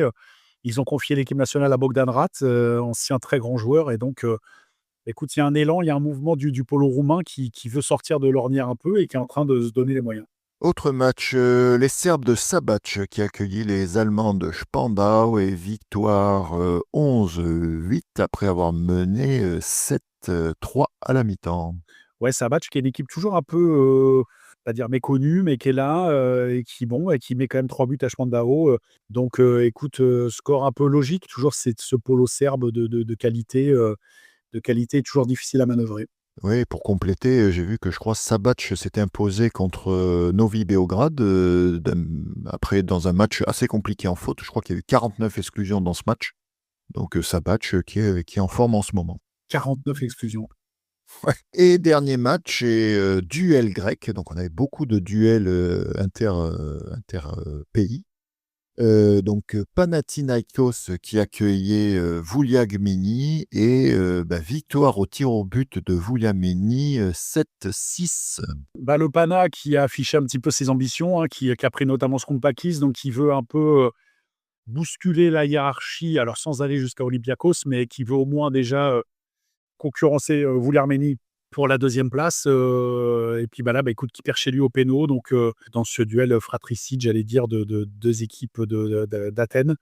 Et Vouliarmény qui fait le point. Donc, au classement, si tu veux qu'on balaye un petit peu les quatre poules. Oui, Ouais, juste avant, pour compléter ce match, on a quand même un match qui avait démarré très fort, hein, puisqu'il y avait 6-5 en faveur de Vouliarmény. Et donc, le match se finit quand même à 10-10, donc les 3 périodes après, ça a été. C'était fermé. Ils ont pas mal nagé, c'était fermé. Donc, vas-y, je te laisse enchaîner sur les classements. Donc là, on est à mi-parcours au bout de 3 journées, donc sur 6. Dans le groupe A, donc on a Hughes qui a fait donc le plein, 9 points en 3 matchs. Terrassa qui suit avec 6. Šibenik 3 et Duisbourg, assez logiquement, les Allemands qui ferment la marche avec 0 points. Assez logique. Le deuxième groupe, alors c'est vrai que j'ai dit que Bucarest, et c'est le cas, serrait les scores. Ils restent quand même avec 0 points. Ils ont perdu leurs 3 matchs. Mais ils sont quand même dans une poule très très serrée entre Szolnok, Barcelone et Trieste. Donc Trieste, Barcelone et Szolnok ont tous les 3 6 points. Donc pour l'instant, au goal average, c'est Trieste qui est devant, Barcelone deuxième et Szolnok troisième. Mais la victoire de Barcelone à Szolnok est très très très importante. Et donc, écoute, ça sera à la maillotche jusqu'au bout. Bucarest peut être le trouble fait. Hein. Tu vois, s'ils avaient fait un petit nul à Trieste, tout d'un coup, tu perds 1 ou 2 points qui te mettent un petit peu dans la panade pour la suite. Mais bon, pour l'instant, c'est ce classement-là. Dans l'autre poule, la poule C, Vouliarmény et le BVSC sont en tête tous les deux avec 7 points chacun. Le Pana suit avec 4 et Podgorica, Boukutnos, les Monténégrins ont 0 points. Je pense que les 2 premiers vont réussir quand même à maintenir ce petit écart. Quand tu as déjà 3 points d'avance au bout de 3 journées, c'est un match de plus. Donc, quand il en reste que 3, c'est quand même intéressant. Et puis l'autre poule, écoute, Savone qui s'extirpe de ce piège au STUA Bucarest et qui a 9 points.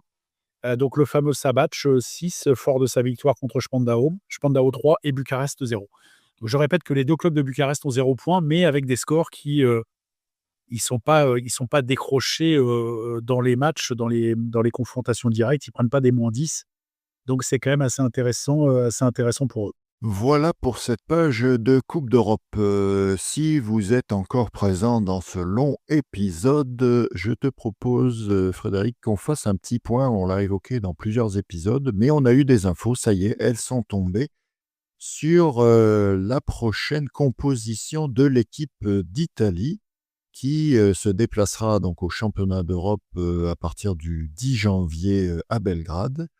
Donc, nouvel encadrement et nouveaux joueurs dans cette équipe suite, on va dire, à la petite rébellion qu'il y avait eu récemment. Ouais, Christophe, écoute, on fait un petit flashback. L'Italie qui fait des Jeux Olympiques 2024, qui est sortie en quart de finale. Tout le scénario que l'on connaît, qui avait ensuite fait des vagues de protestation en se mettant sur le bord, le dos au public pour protester et qui commençait même les matchs très souvent à un moins.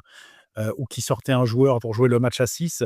Enfin, la première période ou la première possession à 6, bon, ça avait été très mal perçu quand même et au niveau du concert du polo international et quand même en Italie. Et puis, il y a eu ces championnats du monde à Singapour où là, il y a eu un tout autre problème puisque, donc, on avait évoqué à l'issue de la compétition et de la défaite à nouveau en quart de finale contre la Grèce, puisque là, ça fait 2 fois donc, que l'Italie est écartée des médailles. Écoute, il y avait eu pas une rébellion, mais une mutinerie quand même, puisqu'on avait parlé de 10 joueurs sur 15 qui avaient annoncé qu'ils continuaient l'équipe nationale à la seule condition que Campagna n'en soit plus l'entraîneur.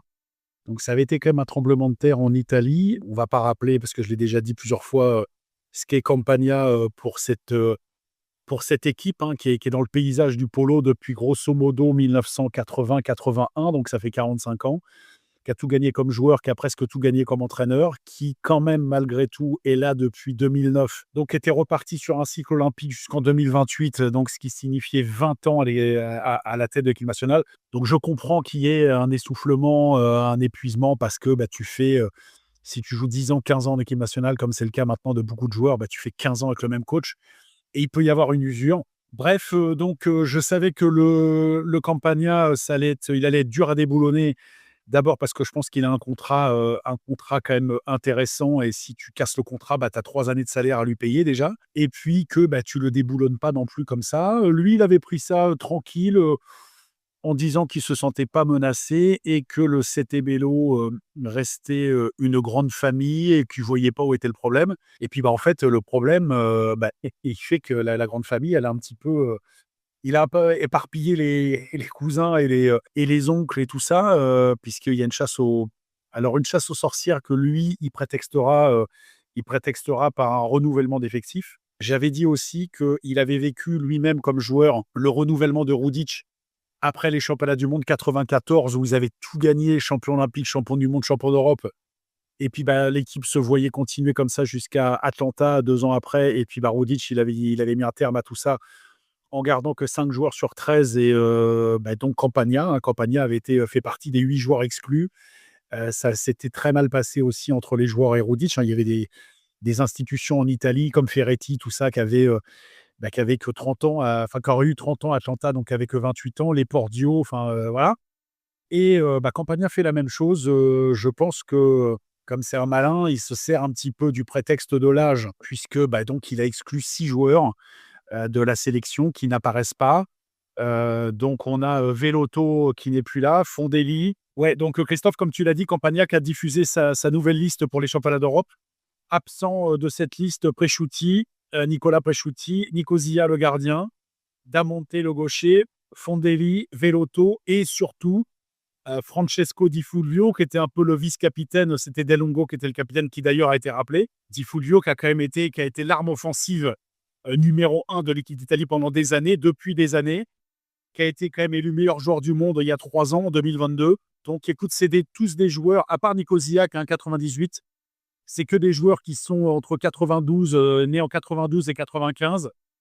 Donc Campagna a estimé qu'en 2028, ils auraient 35-36 ans et que, ils seraient peut-être soit plus compétitifs ou bien alors, c'est toujours la difficulté pour un entraîneur de déterminer le moment où tu vas ouvrir les portes à la nouvelle génération qui arrive. Tes anciens sont toujours performants, mais si tu laisses jamais la chance, et les autres, ils grandiront jamais non plus. Donc, ce renouvellement de génération, il est compliqué, mais je pense que Campagna, habile comme il est, se sert gentiment et évoque ce changement de génération pour pouvoir sacrifier, je pense, des membres. Nicosia, c'est quasiment sûr parce que Nicosia, il a 27 ans, donc c'est un gardien. Lui, il peut faire encore 10 ans. Donc lui, je pense que c'est un peu plus clair. Et puis les autres, écoute, pour les frais, ça passe très très mal comme décision en Italie, je t'avoue, sur les réseaux et tout ça, surtout pour Di Fulvio, qui a été un joueur apparemment exemplaire depuis 10 ans. Campagna fait du Campagna et de manière un peu impitoyable sanctionne les mutins et ouvre la porte à la nouvelle génération. Ouais, on verra si les résultats lui donnent raison avec cette première échéance des championnats d'Europe donc à Belgrade. Cette équipe aussi qui se renouvelle au niveau de son encadrement, puisqu'on a l'arrivée de Stefano Tempesti, la légende au niveau du gardien qui, rappelons-le, a joué jusqu'à 41 ans, qui intègre le staff en tant que directeur sportif, accompagné aussi de Mauricio Mira, qui lui était à la coordination des équipes féminines et de jeunes, qui donc remplace Christian Presciutti dans le rôle d'assistant technique. Révolution donc à tous les étages, changement à tous les étages. Campagna qui s'est toujours entouré d'un staff, notamment avec un spécialiste des gardiens. Il a eu longtemps l'ancienne gloire Francesco Attolico. Il a maintenant choisi de s'entourer de Tempesti. Et puis Mirarchi, alors Presciutti garde les équipes Christian Presciutti garde les équipes de jeunes. Filippo garde les filles. Je ne m'attends pas à des résultats fantastiques de l'Italie à Belgrade parce que tu peux pas non plus changer des générations comme ça. Ça sera trop simple et trop facile. Rudic l'avait fait. Il avait été champion d'Europe en 95 avec l'équipe d'Italie. Mais écoute, on verra ce que ça donne. Mais c'est une petite révolution de palais quand même en Italie. Et les mutins l'ont payé gentiment. Ouais, pour préparer son équipe, il s'appuiera sur un stage au centre fédéral Scandone de Naples, où il fera un stage avec la Hongrie et le Monténégro. Voilà, ils feront quelques matchs amicaux avant aussi de se déplacer pour un petit tournoi 6 nations en Bosnie juste avant, du 3 au 5 janvier, où il y aura l'Espagne, la Serbie, la Hongrie, la Grèce et la France qui participera à ce petit tournoi juste avant d'attaquer les championnats d'Europe. Donc on aura peut-être déjà un petit peu des tendances pour cette équipe italienne et aussi pour nos Français. Et oui, Christophe, exactement. Et voilà, on termine cet épisode, un des plus denses qu'on ait fait en termes de résultats et d'informations. On espère que vous aurez tenu jusqu'au bout. Et on se donne rendez-vous la semaine prochaine avec un nouvel épisode aussi consacré à la Coupe d'Europe. Bonne semaine à vous, à bientôt. Merci, ciao. Bussin' with the Boys is here to let you know that every college football Saturday, FanDuel is dropping profit boosts that can turn wins into bigger wins. Sounds like we should rename Saturday Booster Day. Nice. 21 plus and present in select states. Opt-in required. Bonus issued as non-withdrawable profit boost tokens. Restrictions apply, including any token expiration and max wager amount. See full terms at FanDuel.com/sportsbook. Gambling problem? Call 1-800-GAMBLER.